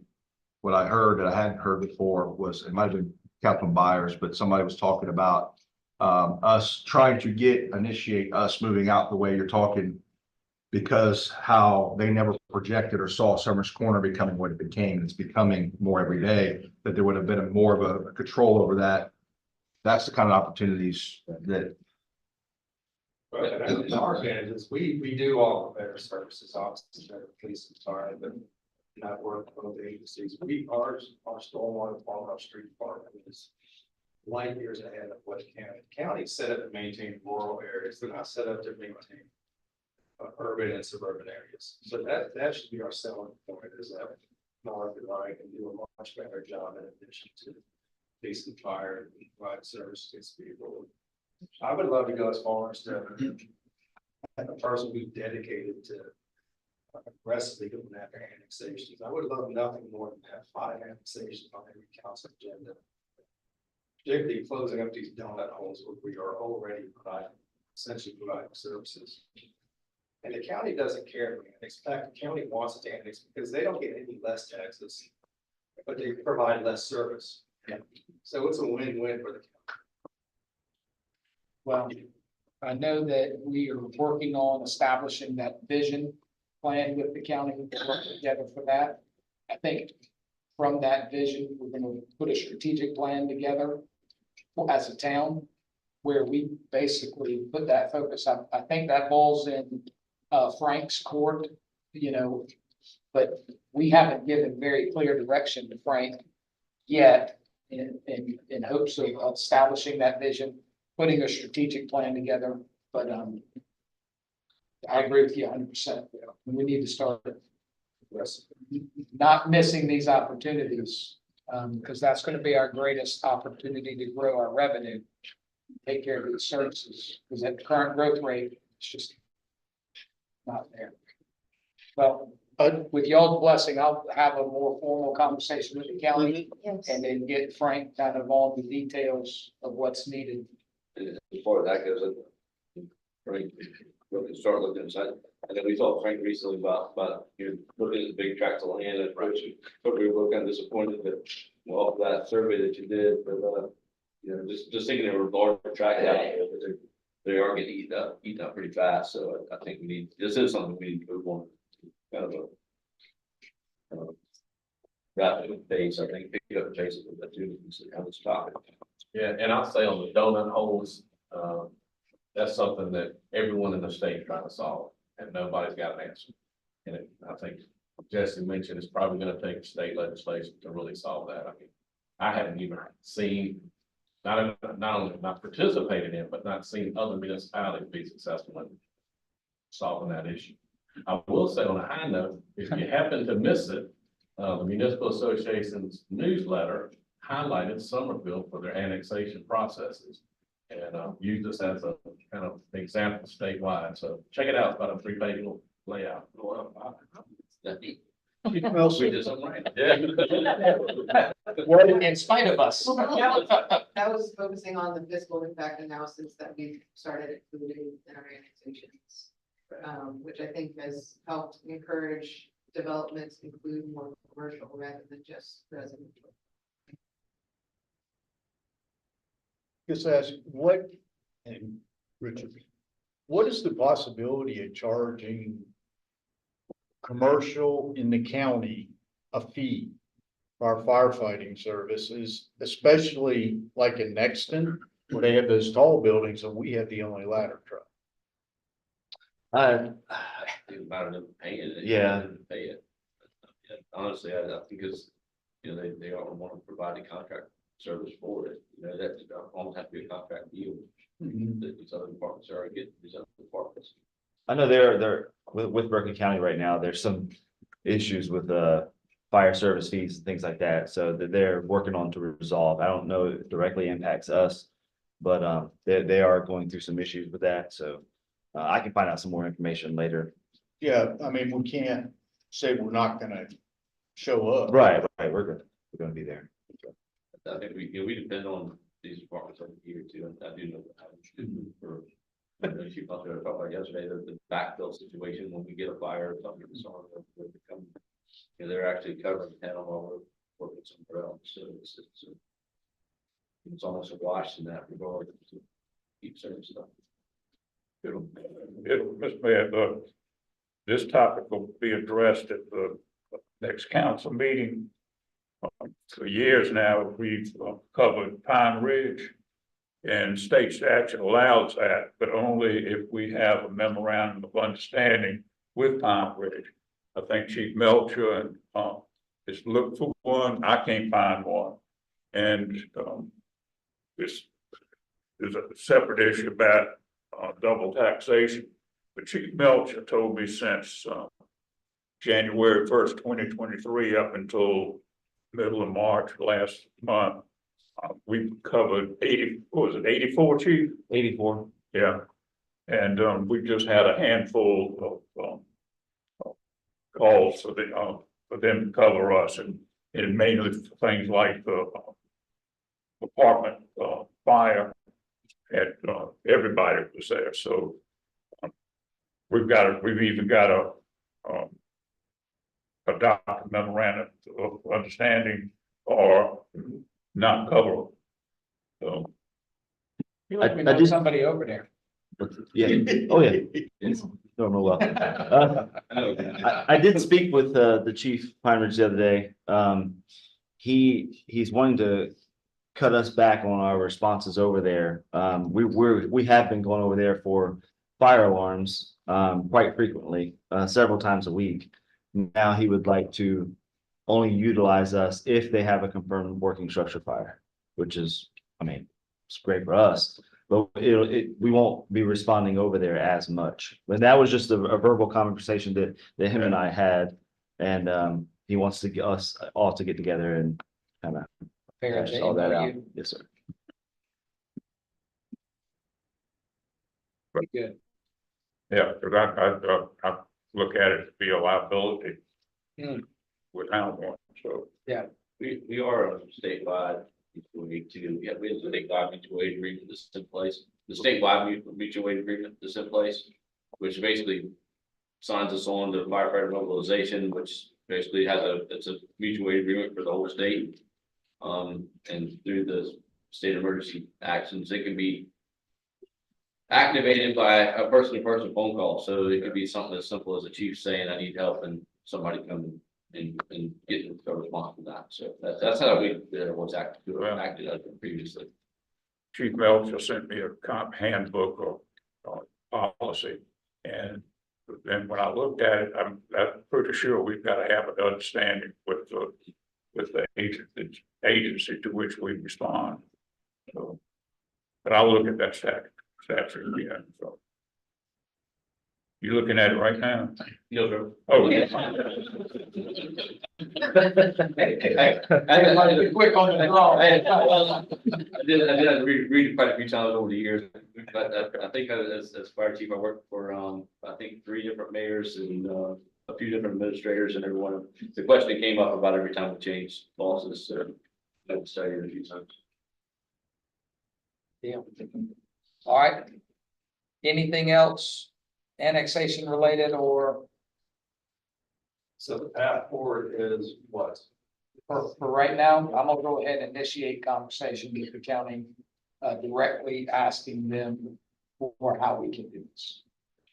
I'll look forward on that one. Question about annexation. I know that's what we do for this situation, because we know the counties. How does it work do we reach out to people directly, Frank, or you just look up property owners? A and little say, bit of hey, both. We have to have a lot, like right now. I know people come to us. Exactly. So I've probably got 2 or 3 right now, but talking to them on a regular basis.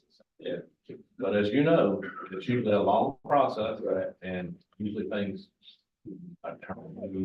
We came very close to closing one recently, and attorneys basically blew it up in our face, and they completely back on the breakdown. So I mean, there's a lot of complexities in most cases, annexation. Almost at Ashboro East, they actually backed out because they didn't want limbs and yard debris put in their yard out on the street once they. Yeah, I mean, it's crazy, How it affects. Well, if they didn't want to do that, We wouldn't force them, would we? Sure, Mark. Take care of your own yard debris. Very cool. That's a neighbor to neighbor. Yeah. Okay, Thanks. all right, well, we'll move on to CTC priorities. I'm sorry, Bonnie, she's. Well, and actually, Mayor, the reason that we had the CTC priorities and the sidewalk, crosswalk, multi-use path priorities is because there's been so much talk back and forth. I know Bonnie has been faced with, getting these sporadic requests for a crosswalk or a sidewalk or this and that. And as you and I talked about it, we obviously need to prioritize, get a prioritized list. Otherwise, it's just too difficult. We're just, simply trying to put out fires. And I think the process to get to that prioritized list was through this strategic vision plan. So that it was really just to acknowledge the importance of it, but to also acknowledge that we need to get prioritized before we start moving forward on some of these things. I think so as well. When it comes down to how we prioritize, maybe we can start having a list. And through the vision plan, we're gonna find out what the community wants. If they want connectivity to be prioritized more to parks, to schools, filling in the gaps. And we need to start kind of developing a prioritization matrix. So with weights based on what they come up with, but it is. Every department has work they have to do each and every day to meet the needs of our citizens.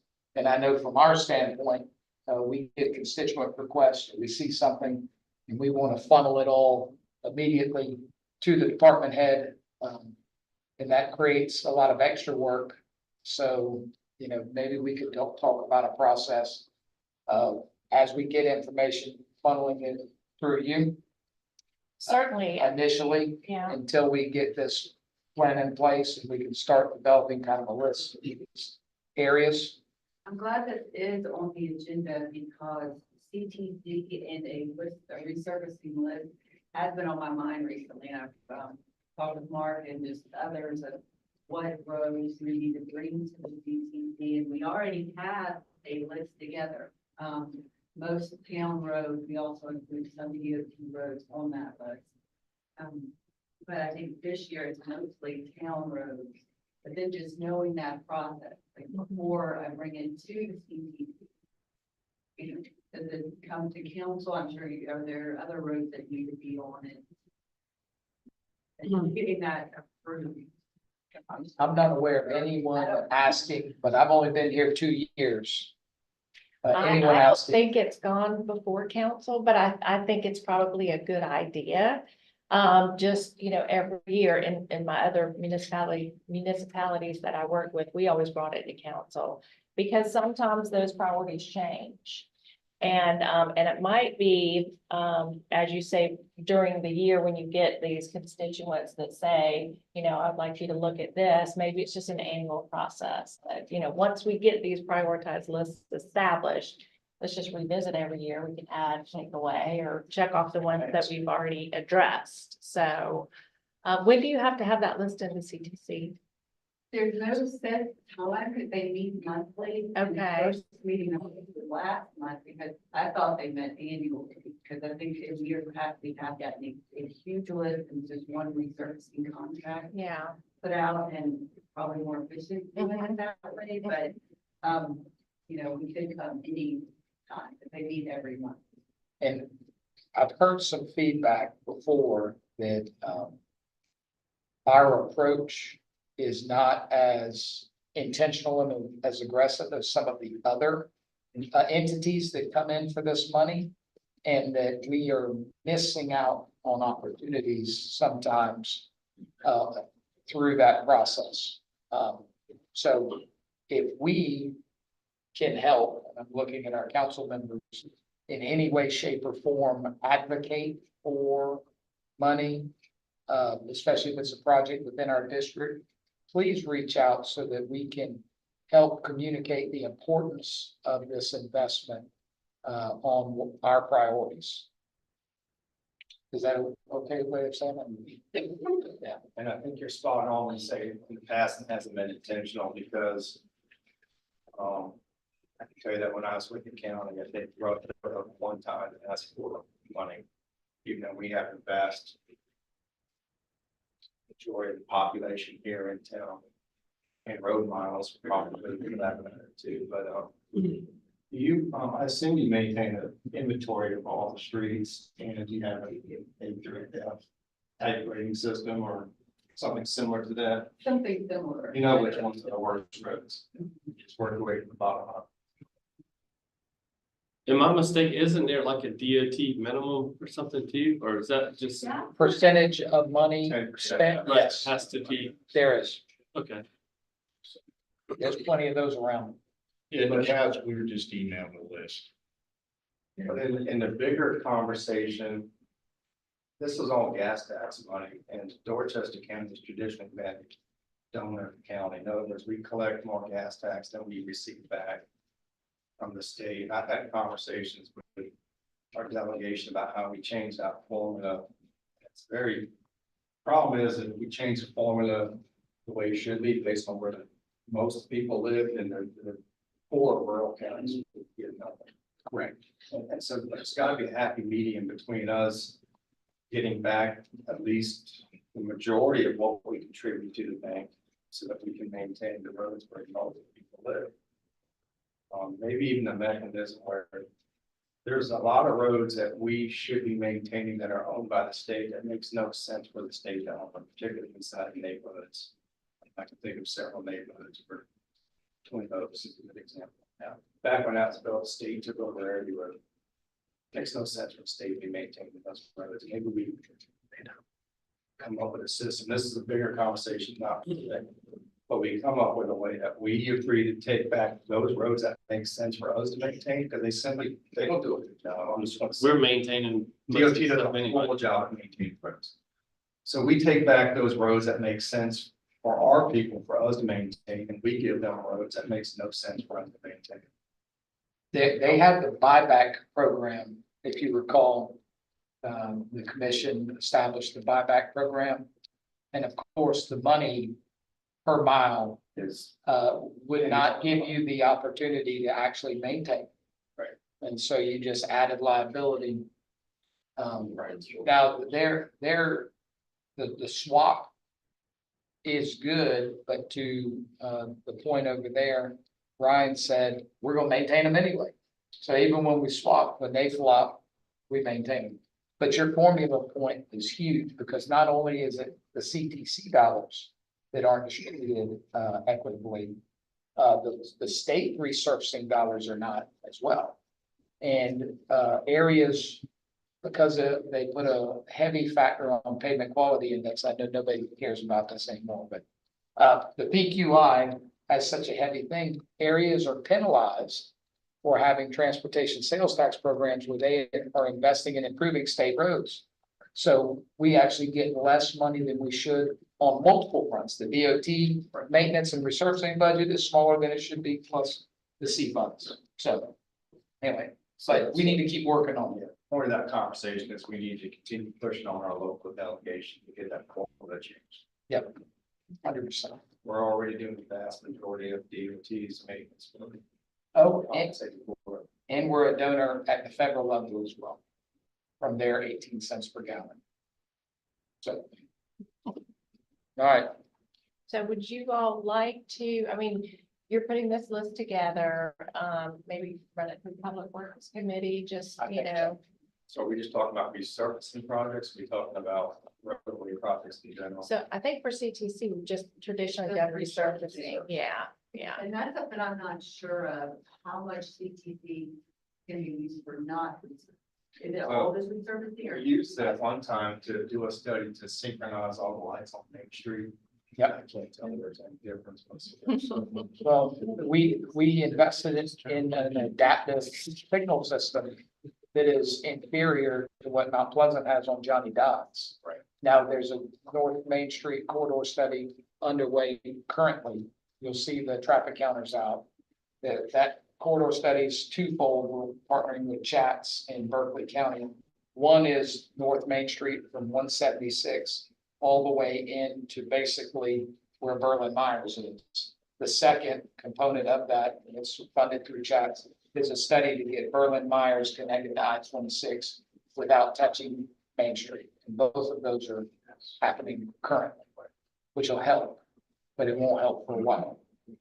So they have a very limited pot of money, but you can't use it. It's other research. That's something I thought about with just different sidewalks. Wondered even about the right. Pavement marking. That. Something used to resurface like it did in parking lot. Probably not. So I don't let me be in advance on that. Is Webb Sharpie still the chair? I believe so, yes.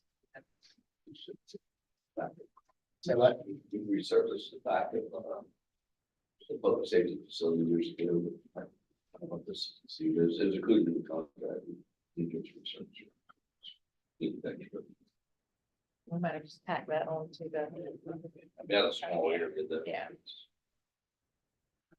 Precedence has been set. I mean, this is probably 10 years ago. This I think having that list provided through public works is helpful. I think nothing else would help us if we need to make some connections sometime. We can help push the needle.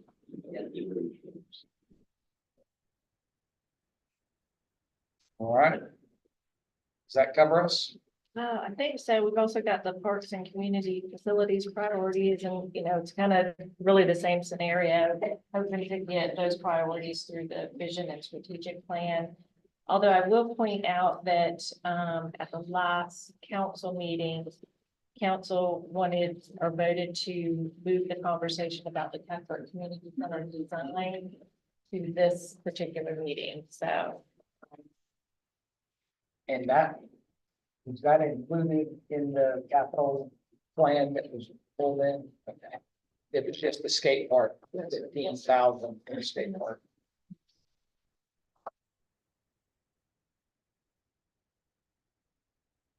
Oh, close enough. I don't know.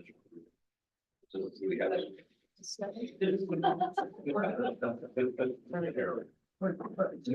No. For the design, I think it was 35 is what was originally sort of put out there. The survey results you presented had overwhelming support for something to be done there. How many respondents did we have? I know you went over. 135, somewhere close to there. No. And we can get some revenue back. That is a revenue generating opportunity. But we're pretty tight on the budget. And I know. 50,000, I can get it done. Yeah. And I also don't know if we have a pathway to fund anything if it is designed, which we've done before. We've designed things and then put it on the shelf and then it's not relevant. So I almost, and I'm not trying to push council in any way, because I would love to have something there. I think maybe we hold off until a future opportunity presents itself. We could come up with a series of things that we would like for parks. And then hire the lady from Goose Creek to go find corporations to fund it. I think the vision plan will help us get the items identified. And then we can market them.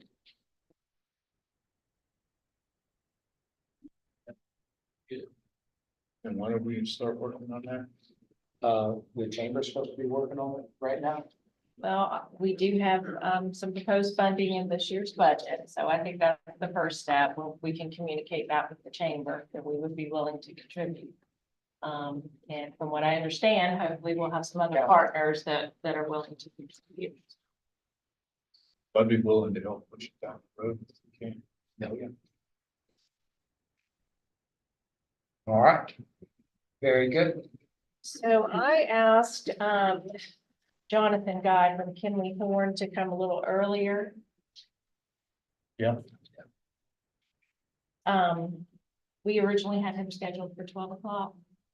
I asked him to come. He should be here hopefully any minute. And we originally, we're having the department heads dismissed, but you all are certainly welcome to stay through this conversation. It really is just a revisiting of the transportation impact fee discussion. We looked at this, I guess, a few years ago, and whatever reason at that time, council decided not to include the transportation impact fee component. I know that's been brought up a couple of times here lately, so Jonathan Guy is going to come and give a report as to what it would take for us to revisit that and perhaps give some reasons why at that time we decided not to. Okay. That, so. But looks like we have a few minutes before we get to. I'll take a little. Oh, yes, yeah.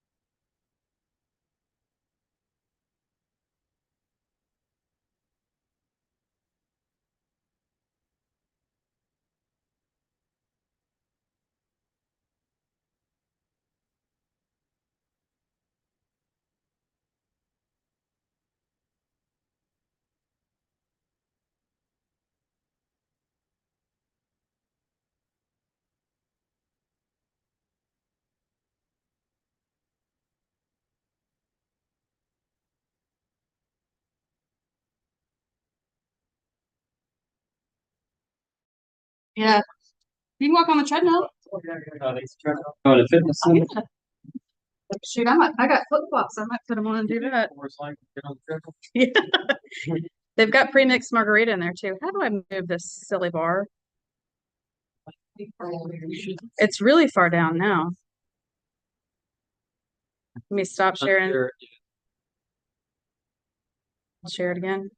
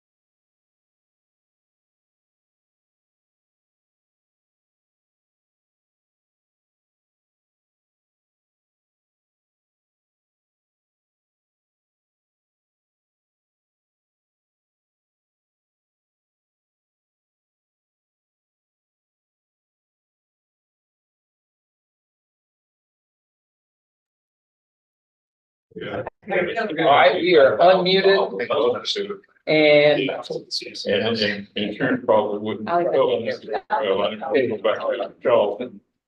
all right, we have Jonathan Guy here to help us on the discussion of the impact fees. Turn it over to you, sir. All right, well, good morning. Thank you for this opportunity to come speak to you a little bit about impact fees. I'm pleased to be here and appreciate this opportunity. So let's dive into something that most people are a little nervous about for good reason, especially here in South Carolina. And we can talk about what I mean by that here in a bit. Now get closer. It's working over here a minute ago. Stand on your left foot. Yeah. You know, go say- Yeah. Up there. I did that. We're still on the. Okay, all right. I may just have to let you that. Okay, so we're gonna talk about 4 different things right now. I want to give you kind of a history of the legislation that sort of brings you today. So you're a little surprised there with that, what the process looks like, your required elements, and then what else do you need to know. So let's dive into the legislation. So this all starts back in 1999. Our leadership puts together this Development Impact Fee Act and outlines what you've got to do. A couple things to do. Basically said you got to do a report, you got to do some analysis, you got to put this in play, and in 3 years you have to spend the money that you procure. You have to have a CIP to make that happen. Okay, not too hard. Let's jump to the next slide here. So this is your legislation. This is what it says. This is what's currently up there. So a little foreshadowing of something I'm going to share in just a minute. But this basically tells you everything that you need to do. You need to have council pass an ordinance, which has been approved by a positive majority. Local government passing that has to direct the planning commission to conduct the necessary studies. We'll talk about what those look like. But the most important thing is that you have to put together a capital improvements plan. Basically, this lays out what you're going to do, when you're going to do it, how much money it's going to cost, and how you're going to spend the money that you're collecting for them. This also tells you, you read into this, it says you can't use this to pay for existing problems. So you got congestion that's out there today, great. You got congestion that's out there tomorrow. But if you've got high growth, you can do something about that. Next slide, please. So I said this, there is a modification that's currently in the House. This was proposed back in February. And let's talk about that. So this is the enabling legislation, Article 3. Next slide, please. And they have stricken a couple of things that are in the current legislation. This one's not too bad. This is just highlights this. I can send you the full overview of this, but you can see they've taken out some of the administrative and operating costs of the government entity, here in operation and maintenance of existing new capital improvements. This is the one that is a little more concerned for all of us. Next slide. They have taken out or stricken, approved by positive majority as defined by Article 3 of this chapter. The amount of the development impact fee must be based on actual improvement costs or reasonable estimates of the costs supported by some engineering studies. Provide for termination of this impact fee, basically setting a horizon here. And then the category of public facilities and service areas has been stricken. There's one more slide on this as well. This one must be prepared by a qualified professional using generally accepted principles and professional standards. And you're probably asking, where does this come from? Well, you actually were the center point of some of the legislation many, many years ago that dealt with this sort of settled the first part of this, the Price case, right? And then most recently where this came up was with York County. We can talk about those cases if you'd like. They put in a school impact fee development study, raised, and then the South Carolina Home Builders Association filed suit against them. The key things that came out of that, though, were they were fighting over how the study was put together. Now, one would think that we would want to keep this in here because it actually helped protect them on the last 2 big lawsuits that have happened, but we decided to strike that. So the last little bit is, it's really important to use number 7. Not to exceed 20 years. Usually, when we put these together, we look at a 20-year horizon here. So, if we're starting this now, we would look at a 2045 horizon here. They have now said you don't have to look at that, or you can look further than that. This hasn't been adopted yet, but I did want to give you a preview. This is what's in the House. This is what's circulating. These are some things that are out there. So, let's get to the real meat of what you've asked me to talk to you about. Impact fees. What can we do with these? Well, there's a couple different things we can do with these. Any of these projects that are listed over here, water, wastewater, solid waste, recycling, roads, stormwater, parks and rec, libraries, public safety, Public education, we can actually do buildings with this now, going to, like I say, enabling legislation since 2016. More importantly, what can we not use this for though? You can't pay for your staff. Can't maintain roads with this. Other than you can resurface some of those operating costs and any sort of existing deficiencies that are out there. So if you've got congestion, you guys live in Somerville, you have congestion, unfortunately. You can't address the congestion that's out there today. Why? Each of these new developments that do come in can pass an impact fee that can help set up infrastructure for that. But you got to define what that infrastructure looks like. So let's talk about what that may look like. A couple more things on this. All revenues have to be held in interest-bearing account. This did change here too. You remember in the legislation I just showed you, they have to be spent within 3 years. They've actually removed that requirement and pushed that out. The town is required to provide an annual accounting summary, monitoring for all activities related to the collected impact fees. Basically, where to spend your money, how to spend it, how much money you got left. And then every 5 years, the municipality is required to prepare a comprehensive review and update of their, I misspelled there this morning, CIP. So you got to keep that CIP maintained. And then most new projects in maximum allowable fee changes require an updated CIP. It's a little fuzzy on that if you look at the legislation and how this report is ruled. But it does mean that if you got a project in the end, you're adding to that, but you also are able to do that every year. If you'd like, or every 5 years, that's part of that law. Next slide, please. So there are 4 things that you really have to do for a CIP study to enact that. And one of them is the easiest one. That's the last one. When you amend or adopt your supporting impact fee ordinance, you already have one in place. It's just a matter of changing that. The other 3 are where the meat is. And really it starts with number 1. Let's talk about that. So for number 1, next slide, please. This is your justification study. This is the basis for everything that you do. This looks at everything you got. This is your fire, your police, your administrative buildings.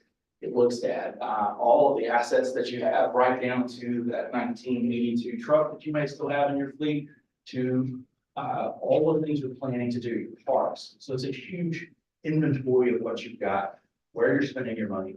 It also looks at what grants are coming in, how things are put together. You currently have one that looks at municipal facilities and equipment, fire and recreation. Those are all in place today.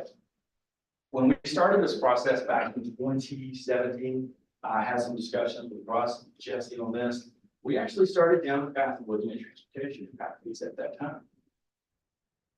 As we were going through this process, there were some changes. There was a lawsuit that was out there with York County, and Russ and I moved that forward this time. Was focused on what we already have, keep that moving forward.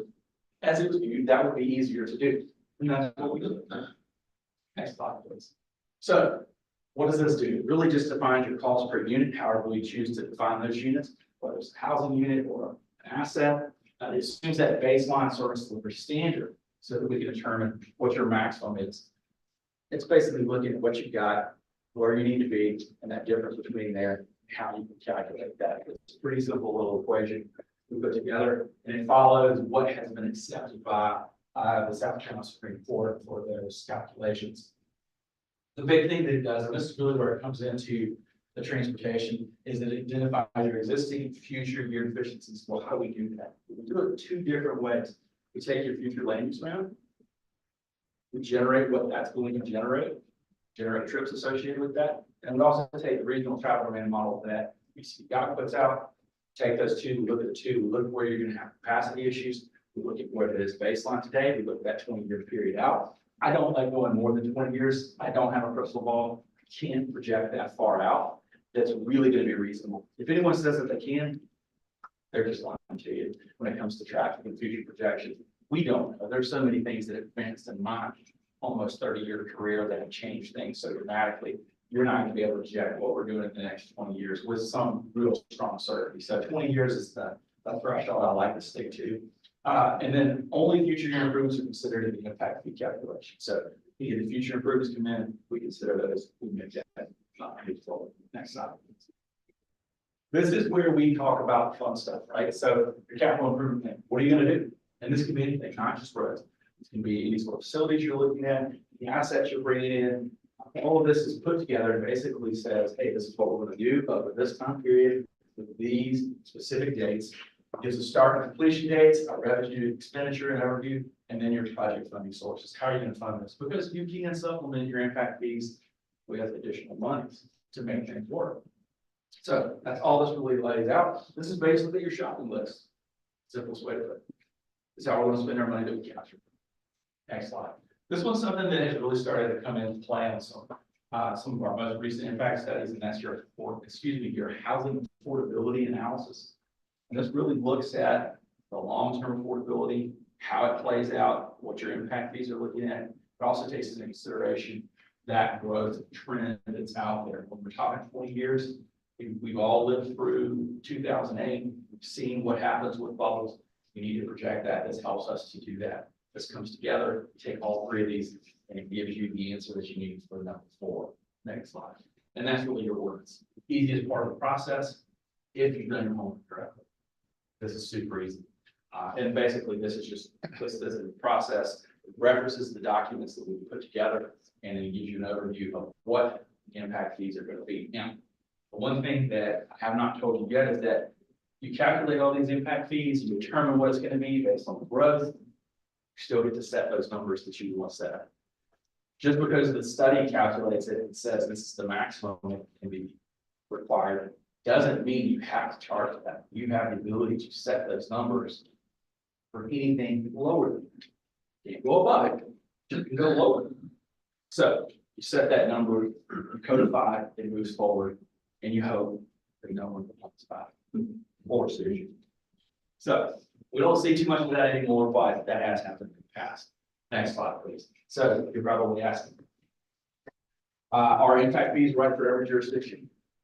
They are not. There are a lot of communities who have asked us to come in and do an impact fee study, and have said, you're wasting your time. Hey, you're gonna spend money to put together a study, and it's gonna cost you some money to do that. You're not gonna get the answers you're looking for. You don't have the growth. Does it make sense for y'all? Yeah, it does. Well, because you have one, but you're also sitting in the path of tremendous growth. You can't keep up with growth. Many years ago, I lived in Fort Mill, and we were faced with this. I lived in Fort Mill before it was nice to live in Fort Mill. And there was nothing there. And then everything came. And they couldn't keep up with schools. They started one high school in the Fort Mill district. They're now being ready to build their 5th high school there. And they've been able to do that because they've had impact fees. For them, it was perfect. Yorktown is located in 2 counties. One of those counties has decided that for transportation, they don't want to do impact fees in Berkeley County. They decided that a 1-cent sales tax was more appropriate for them. In some cases, it really is. It's easier. It also captures more of an impact for people who are coming through. That's what York County did. Instead of doing a transportation impact fee, they started Pennies for Progress. They put $1 billion of infrastructure on state systems since 1997. It's a pretty good impact, far better than it would have been for the impact fees. So it counted. This is probably a lot better about that. Is it harder to have impact fees in South Carolina than other places? No, it's not. It's actually pretty easy to do this nowadays. The last case with York County versus South Carolina really resolved a lot of the concerns that were out there. And we are in a very friendly legislature right now for this, so I don't see anything.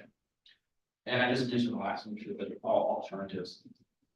The easiest one is 1-cent sales tax. That's what we've seen in both places. Next slide. Other things, we have seen this in the past where some counties have overcollected, didn't spend their money, and they had to refund the money. Because again, that time frame, 3 years, which is what the code says now, have to spend based on your CIP. So your CIP is really, really important. Make sure you get that correct. Let's see. The last one is the Enabling Act. It's still not as clear as it should be. It's legal code. It's going to be that way. It's that way for a reason. They are cleaning up some things. It's still not perfect though. My advice to you, having worked with a lot of communities on this, just keep it straightforward.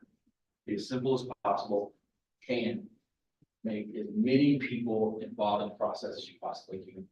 This is not something you really want to do with just a small group. You want to have meetings about this. You want people involved because it makes that last step, number 4, the easiest. You're enacting this. It's an ordinance that you can develop.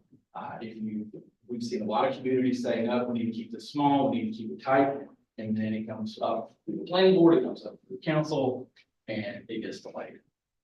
More partners, more partners, more partners. There's gonna be people who do not like this, they always do. Especially when you try to modify it. If you decide to add in transportation impact fees, people will complain.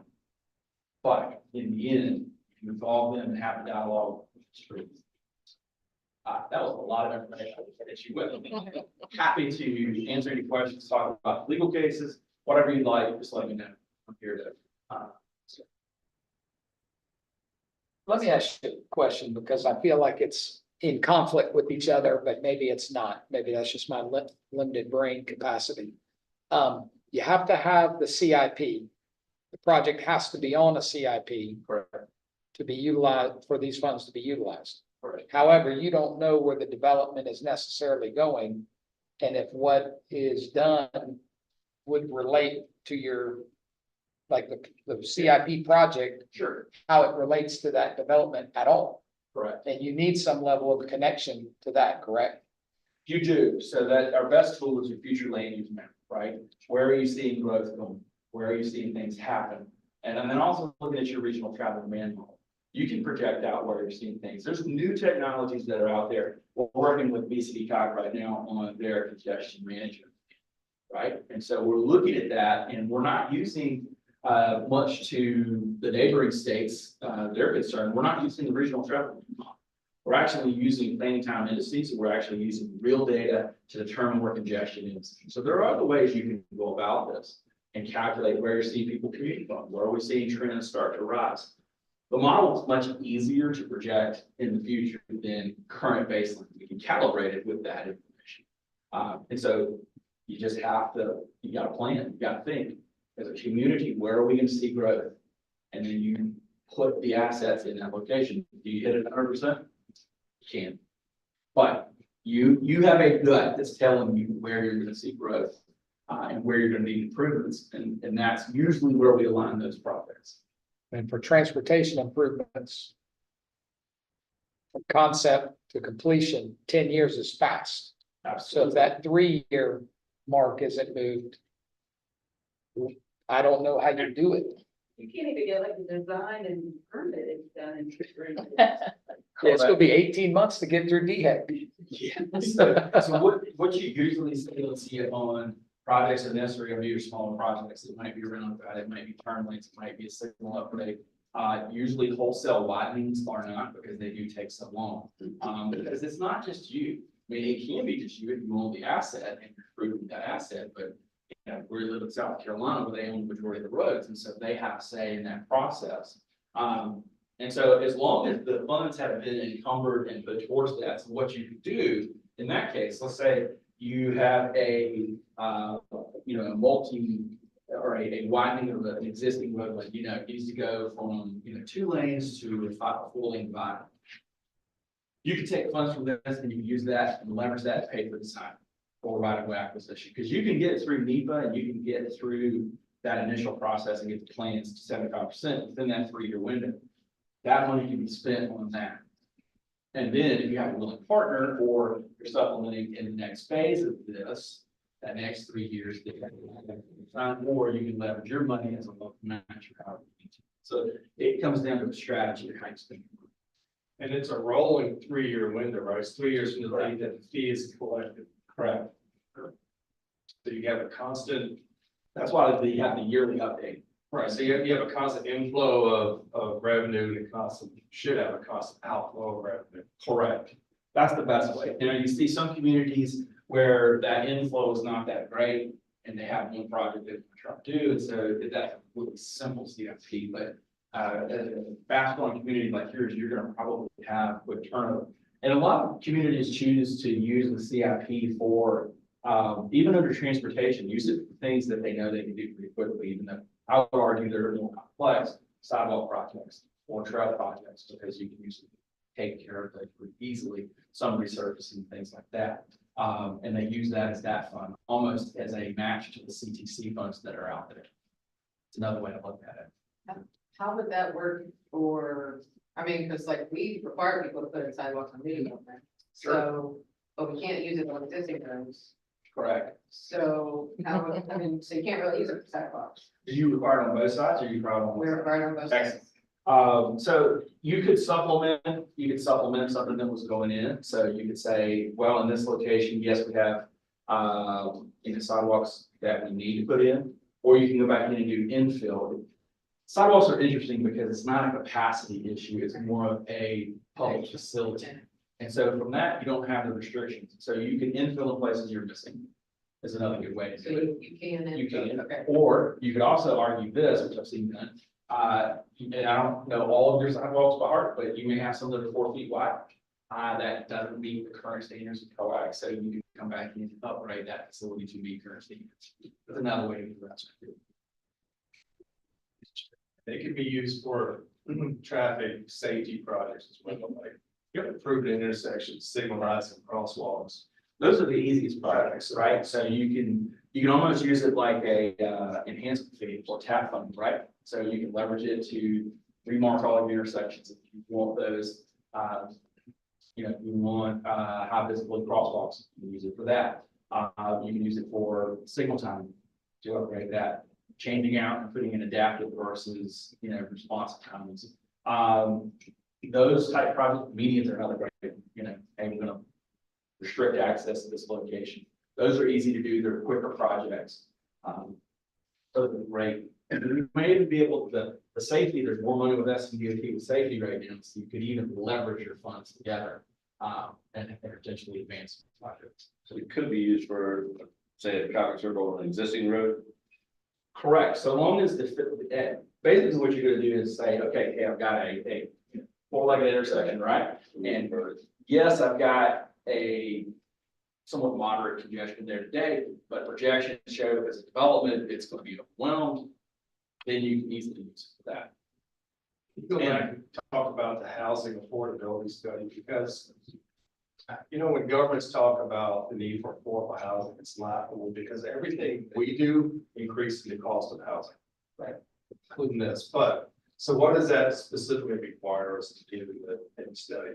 It basically starts to look at the elements associated with where your housing is today.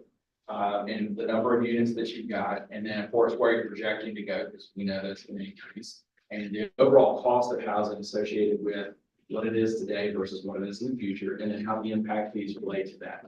If you look at York County, they were adding an impact fee for, single family housing was $18,000 and multifamily was like $13,000 per unit. And so that begins to play into your long-term affordability. That's really what the study is getting at. Does the fee, is it commensurate to what we want to see happen here?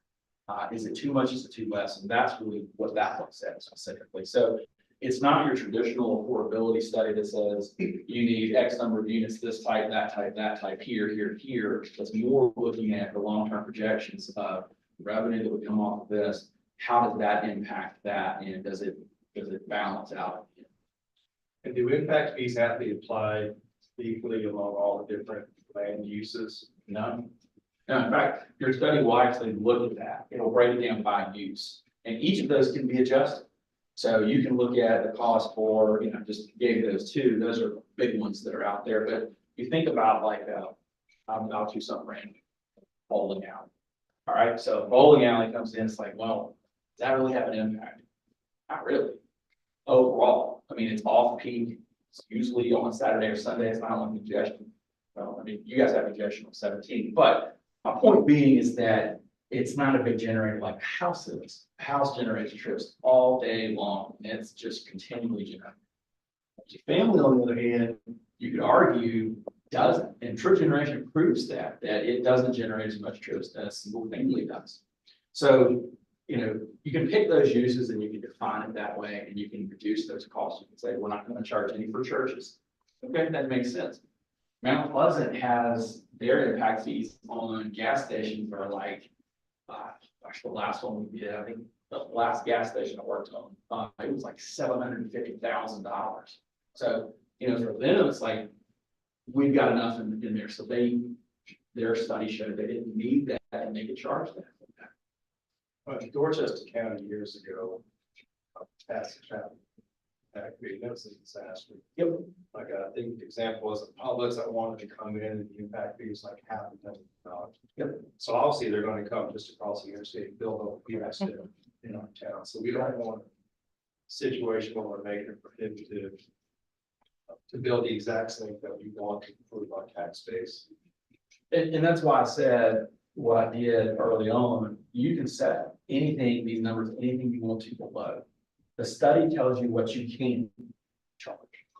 But you as a body has to determine, what do we want to do here? Are there certain types of uses that we feel, we don't need to have that much, or that's too excessive? I've always argued in the past that, grocery stores are a great example. If you look at trip generation, they generate a lot of trips. But if you think about it, they're not new trips. They might be new at those driveways. The reality is you're shopping and buying groceries somewhere else already. This is more of a convenience. You change the pattern, but you don't really add new trips. Now, conversely, housing does. You're bringing people. And so that's where you see a lot of communities say, well, the retail uses, office and things like that, yes, they have it, but it's more a nominal fee. And our housing is something that we look at because that does create more traffic. We should focus on those to balance that out. Because you need the goods and services to balance that.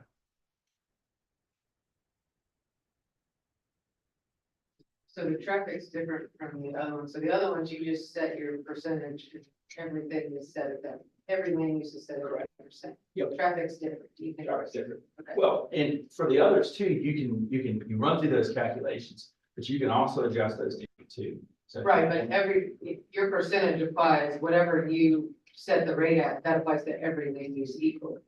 you can also adjust those too. You have a little more flexibility on those as well as it impacts like fire, right? So we went through those calculations. If you determine that for these land uses, we want to adjust way down, you can.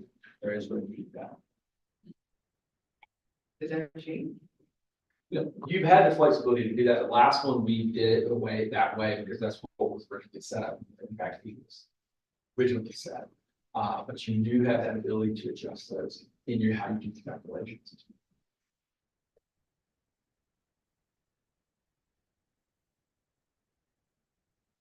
I have another question. So we also have a traffic ordinance, traffic impact analysis ordinance, where we require all new development. So that meets the 50 peak hour trips, go through a traffic impact analysis. Correct. And then any mitigation measures that are required, they have to install. So do those, has there been anything that's gone through the courts to determine if having both that and a traffic impact fee is like kind of double tax, double feeding them on? It hasn't come up. That's a great question. Though. It hasn't come up. Supreme Court, U.S. Supreme Court has ruled that as long as there's a reasonable nexus between the impact and the mitigation, then you're fine. And usually what you see for most developments, not all, there's occasionally some that are different, is that you end up putting in some turn lanes at their driveway, maybe something at an offsite intersection. The impact fees really can't cover the broader network. We're looking at the overall growth of the community. And so they don't really overlap. Yes, I mean, you could argue that you counted it here, but then the projections also count that too. So you're adding to the overall projection.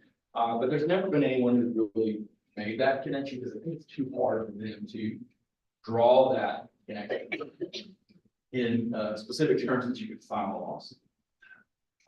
Just because of the way it's done and how the two are looked at, both just they're so different. Can't do that. But it is an interesting thought though, of how that. I'm just trying to think of how developers think. Right. Like we're already having to do this, and you're charging us a transportation impact fee, and you're charging us other impact fees. Yeah. So. Those are the decisions that the board can make. But other communities do that. I mean, you look at, I think TDK has a very similar ordinance, and Fort Mill has a very similar ordinance, and both of those continue for several years and no one brought it back up. So some of that doesn't depend on what districts you're in with us, the DMV as well, but how restricted they get on improvements as well at the same time.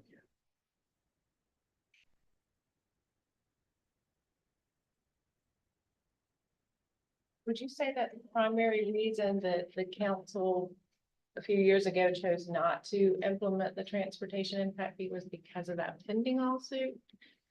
That was one of the things I had spoken than, we had discussed at that time. I think there was also something that Jesse brought up as well about, is this too much, right? Right. This, you have this, add this in. And then there's also just the appetite to push that through. We've had consistency with these, it's just advanced this forward. Because we had done all of the work related to that and we extracted that out. So, that was my opinion. And I know the 3-year time frame was also a big Yeah, thing. and I think that part of it was, when y'all did the map that showed, these are the streets that are already at level service D or F, so you can't use it on any of these streets, and we're like, okay, well then what are we gonna use it on? Yeah. So, I think that was part of it too, just the combination of the pending lawsuit, the map that showed the streets that we actually could use it on, and the 3-year limitation. We're like, ooh, yeah, I'm not sure that's makes it work.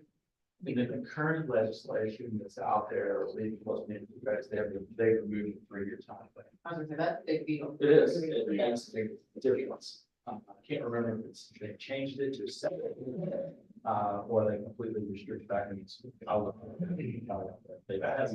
That's not passed yet. Has not passed yet. Does it seem promising, or do you know? Well, at this point in time, they're over Oh, yeah, they're done, are they? they're over, it would have to be in committee now to be alive, Yeah, if it's in committee. so it's the- You're probably looking at And that. it's the end of a 2-year cycle, so it'll have to get picked up next time. Oh, wow. Because it is If election. we don't have a transportation impact fee, can we use our municipal for infrastructure projects? Depending on what that is. Like some sidewalks or something, Phil, or? Most likely get by with that, yeah. I will look at that a little closer, but I would think you could get by with that. But those would still have to be on our schedule, Yeah. Yes. and they would have to be over 100,000. Usually, that's why they need to hit it, but I That's mean, the deal, but the CIP is really important. that's why I stressed it. And there's some discussion about removing that threshold too, because it makes it a little easier to have it out.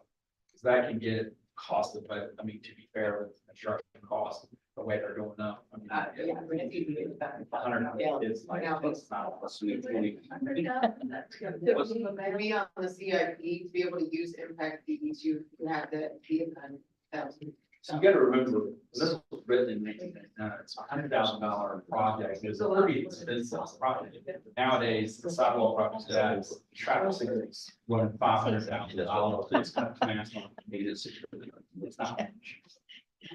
Because where are we in our 5-year cycle on the CIP? So our CIP goes through 2026, right?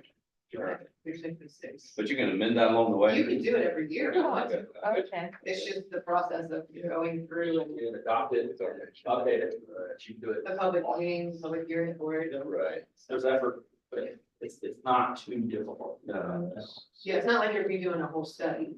Yeah, the study still stands. You're really just focusing on what you want to do, but adding that in and then committing to it. That's the big thing. I'm still, a little bit confused on, you can't use it for existing problems, but then you can't use it for like upgrade here and there or traffic safety.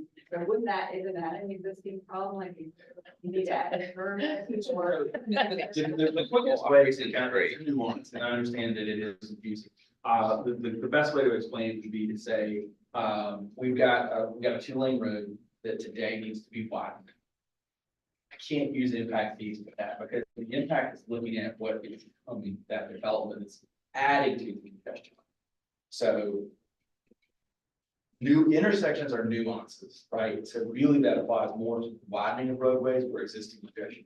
That's the map Jesse referred to is it takes level service, it applies to that. An intersection is a little different because that you can say, well, the road needs it, but the intersection, we can add turn lanes to that, we can roundabout at that location. They're not as prescriptive on things like that. So it's overly nuanced in how you look at it, but that's, you go through that process, you determine what roads can and can't be added to, and then you can go from there to determine. So there's a little gray area on it, but that's about it. Well, I'm thinking about a particular intersection now where, a development, several developments are impacting it, and it's just a bad intersection now. And so, as the traffic study, when each development is required to do their traffic study, it shows, well, their impact, they're not impacting this, they're working the numbers, they're impacting over here. So nothing is being done at this particular intersection. Yeah. And it's frustrating because we see there's a problem, but. Yeah, but how do you think about it, right? Yeah, and that's the downside of traffic studies. They're not perfect. They are a good predictive tool, but they're a planning tool. And it's like math, statistics. I can put anything statistics, either side of it. That's really what a traffic study is. So that case, you could use impact fees to improve that intersection. Because that most likely what you're also going to look at, again, there's another layer of nuance is that if you've got large subdivisions, they're always phased. So they're going to be coming in multiple phases. Probably you're going to see growth, stuff you improve is going to hit from a year. So in that case, that would fall into that. So that would be the legal justification. How we used to say, here's how we're going to do this. Yes, we're talking about today, we're running the analysis, but we're talking in the future. This is actually it, even though it may have improved. So there's four ways to get around. Going back to that first vote. Back then it was right before the collapse of everything. Mostly residential was being built. And three of us definitely wanted impact fees. We actually, after it failed, tried to get an adequate facilities ordinance put in. And the local association of realtors had many connections, spent lots of money. And I think ultimately that's what turned the tide. Sure. APFOs, this is from the last slide, right? So APFOs are another way to go. I'd have to look into detail, but that is what some other communities have been doing to get around impact fees. So, some of us just how they a description of it. Impact fee, a lot of people associate with additional tax. It's really. I look at it more as you're actually paying for impacts that are going to occur as the development continues to build out and the congestion is there. It's not a tax per se. I heard what you say about it. Another question that I get a lot from developers is, we see that the need to be made at an intersection, maybe their particular development isn't causing all of it, but the cumulative effect of the other, so they want to pay into a fund. Yeah. Or what can I contribute with it, which we don't have anything like that. It would be something that the town or the entity would hold and then do other improvements, and then the money that you collect now probably the improvement it would cost more when they're actually done. Yep. But how could something like that be done, or is it even worth it, or like I just hear just in other areas? No, that's a great question. I've heard that for 6 years I've been practicing, right? So, you work for a developer, and the easiest thing for them to do is cut a check versus having to be responsible for what your right of way, did plans, doing all this, coordinating with SCDOT. It adds to that. Just tell me what I love that. So the traditional path is if there's an SCDOT project there, or like North Carolina NCDOT projects there, they can encumber funds to incorporate those into their plans. And that's been the method that most people have used. Others have looked at, and I am not a lawyer, so I have to look at how the legal code is for us to be able to do this. But essentially what you would do is create an account. It can be an interest-bearing account. You can collect those funds. Those funds will be specified for that intersection, that widening, whatever it might be. And then when you have the ability to do that, you pay for it out of that. It gets very complex because you can't just, where the court would probably rule in that case, again, speculating on this, is that if it was in a singular account, how do you know that the money that developer A paid into this account is going to that intersection? Unless you create separate interest-bearing accounts for every single one of those, which becomes administrative and become accurate. Because you've got how many of these things, so you don't wanna do that, so that's honestly why most people don't do it. Because, under any sort of sunshine law or, if anyone was before you, they're gonna see all of this information, and they're not saying anybody's not gonna do anything but for, but having all of those accounts would be very costly and cumbersome. Do that so that you would have accurate reporting for that. That's the hurdles I see for that. Yes, it would be fantastic to do that. It'd be so much easier. I agree. But we just have, nobody really done that. So. Yeah, I mean, what we looked at it for a particular corridor. Yeah. That, was undeveloped and is about to have a crack development added to it. Correct.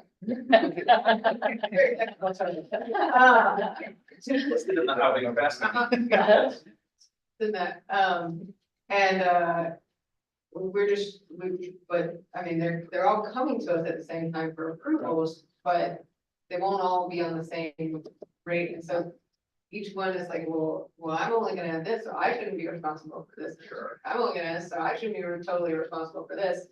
And what's gonna be end up being is the last person comes to the table is gonna have to pay for it. And we get together and work it out, Yeah, and it's nice because right now it is only a couple developers, like there's a couple groups, that are the main landowners. Now, once they sell it, it's gonna get more complicated once it gets sold off, so what we're trying to figure out, we've got a corridor study in process. Good. And so we're trying to figure out, is there a way to do a cost share agreement with those developers where they pay a certain amount based on their percentage of development and their anticipated land use and intensities, and that's the amount they pay into it. And because it's only, 1, 2, 3 developers total, and they've got their percentages they pay in, and then as those improvements are needed, they can be paid out of it, which, and we talk about, do you include a percentage for the amount that the cost of construction is gonna increase over a certain number of years, that type of thing in the agreement and everything. And so that's what we're looking at. And then as each parcel gets developed, you would still do another traffic impact analysis to see if there's anything additional like turn lane or that would be needed. But yeah, finding the mechanism to get, everybody's like, yeah, nobody's done that. We don't know how to, we don't know what the legal mechanism is to have that done. There's a local land use attorney who would be great, Tyson Smith, ask that question, I think, with him. He may be able to, he does use some impact as well. He can also give you advice on that too. But he may have a mechanism some way that he would understand it because he is a lawyer. Yeah, we talked to some representatives for farms who have done like a lot of development agreements in the town or throughout the state, obviously, we've done a lot of development agreements, and they're like, yeah, we kind of, talked to folks about this, but we've never actually seen it accomplished. Yeah. The other example I can give you that's somewhat close to that was Lancaster County did a corridor study many years ago that kind of defined on 501, which is really their only street they have. And they sort of defined a couple of things. They defined where they wanted access points and what improvements they wanted to do. And they used that as their mechanism as development came through, say, this is what you're going to do. And it allowed them to understand, and they would check the traffic study and look at turn lane links and all that stuff, but they knew where they were headed with it. And that was used, and that was an easier way of doing it than saying, well, my analysis shows I'm just below that level of service, right? And most developers will tell you that they know what they've got to do, but they'll not happy to do it. They just want to know ahead of time. Well, and like I said, these developers are willing to work with us on it. We're just trying to figure out a mechanism that legally would be, So maybe the best way to do it would be corridor study would define the improvements that are needed. And then look at each of the developments, and using church generation, you can determine a proportional share and just say, what's this kind of your proportional share for this? And how do you income for the funds, or do you specifically say, we want this improvement? and I think that's how, trying to figure out, like, that's what we talked about before, like, and they kind of are all free on board with looking at it that way, because none of them wants to be the last one who has to make the big improvements, but yeah, how you do that financially I've seen it done without a government entity. That's how they do it. That's how developers will do it. Sometimes you get brought in and say, okay, we're gonna joint share this, one's gonna take the lead, one's gonna pay the other one to do it. How much is the impact? And it's like, drip in, I tell you, this is what it is, this is your impact. There you go. So I've seen that done. So if you have a willing candidate who, there's one who may decide, I'll take the lead on it, the other two pay for that. That's always risk depending on the magnitude, but that. And I think that's part of the issue, Yeah. So the long or Berkeley County as well, it's not just like a one small section. Right. And I don't know, maybe there's the other way. I think it's already passed. I've seen that done with sales tax programs too. So then they kind of take the lead on that, and you can pay to that as your. Couple of ways it's for. But I think for sales. Yeah, I was gonna say, both Berkeley and Dorchester County already have. There are. How was North Carolina able to build those interstates, 8, 10 lanes? Yeah. And it was a long time ago. It was probably 10 years. When I drove through it, I was the only car you could see, and it was through farmland. Yep. And now they have express lanes on those same highways. Well, a couple of things, and I am from North Carolina. A couple things that are differences, right? We're 5.3, we're called 5.4 million people. There are 17 million, so their tax base is a lot bigger. They have a highway trust fund that sets up that renews and generates, and it's sitting at about $1.8 billion. So they always have a self-funding transportation system. We have a very weak form of government here with our governor and how the Department of Transportation falls at the mercy of the legislature. Instead of being a cabinet level position that's funded separately, it's at the mercy of the legislature. Those are some of the issues, but that's how they do it. It's their trust fund. And they put a lot of projects out, they do a lot of work, and they have invested. Their gas tax is much higher. Right. And it was adjusted, if I remember correctly, it is automatically adjusted. It Correct. doesn't require legislative action to adjust it. Exactly. So while we stayed at the same level for 30 years and we just had a gradual increase that's behind on the problem, and now it's capped. Our buying power is diminishing every day. So, Yeah, that is a big thing. You pointed that out. That is how they do a lot of it. And their gas tax has been, relatively large if you consider the peer states for as long as I can remember. Yeah. So they really had that money. They leveraged it.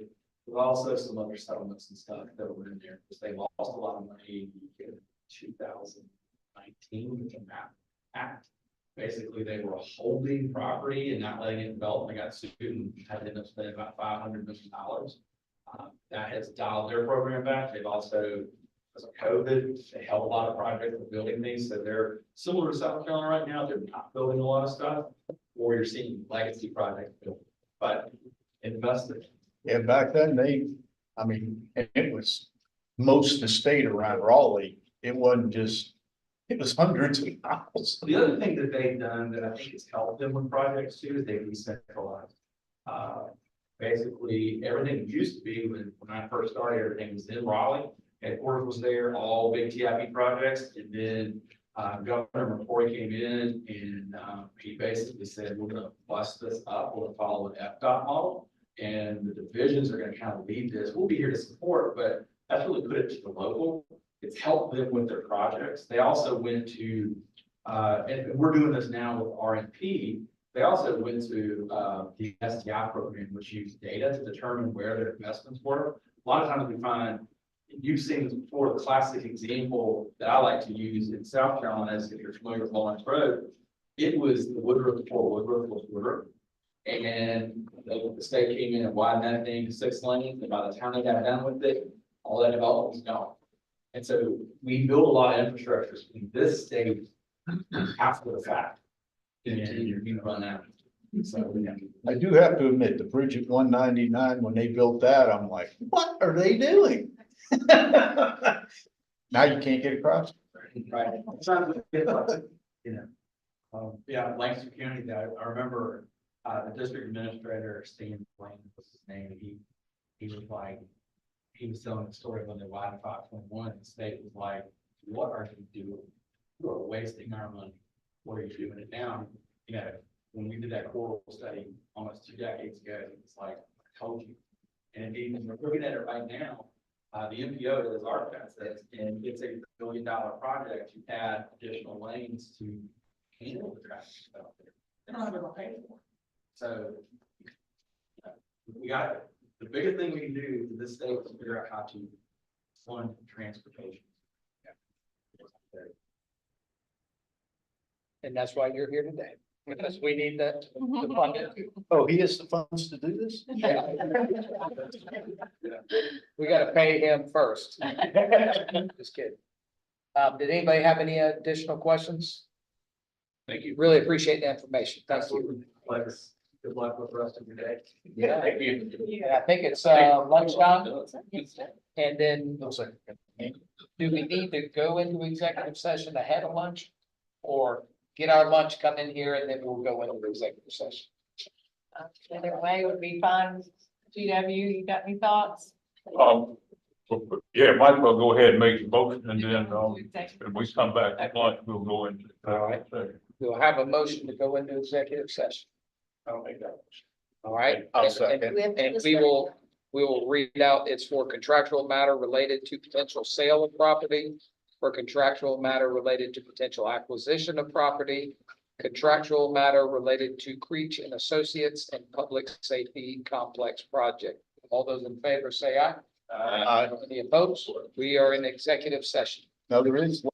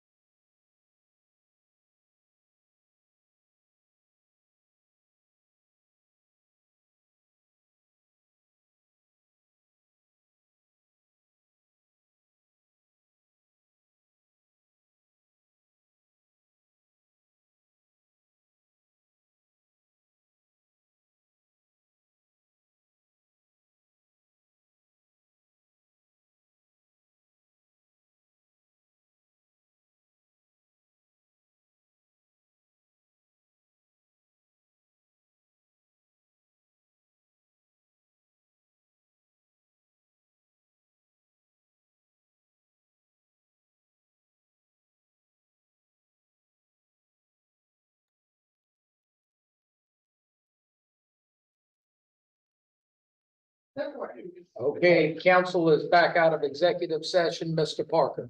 Thank you, Mr. Mayor. Council met in executive session, discussed contractual matters related to potential sale of property, contractual matter related to potential acquisition of property, contractual matter related to Creech and Associates and public safety complex project.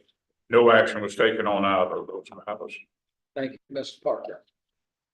Mayor, I would move that we authorize staff to order appraisal and develop an RFP for 3 acres of property on East 6 North Street. I'll second. All right, motion and a second. Any discussion? Hearing none. All those in favor say aye. Aye. Any opposed? The ayes have it. Mayor, I'll make a motion that we authorize the mayor, the administrator to sign a contract with Creech and Associates for further development of the public safety complex. Okay. Is that, either or both? Either. Either or. Okay.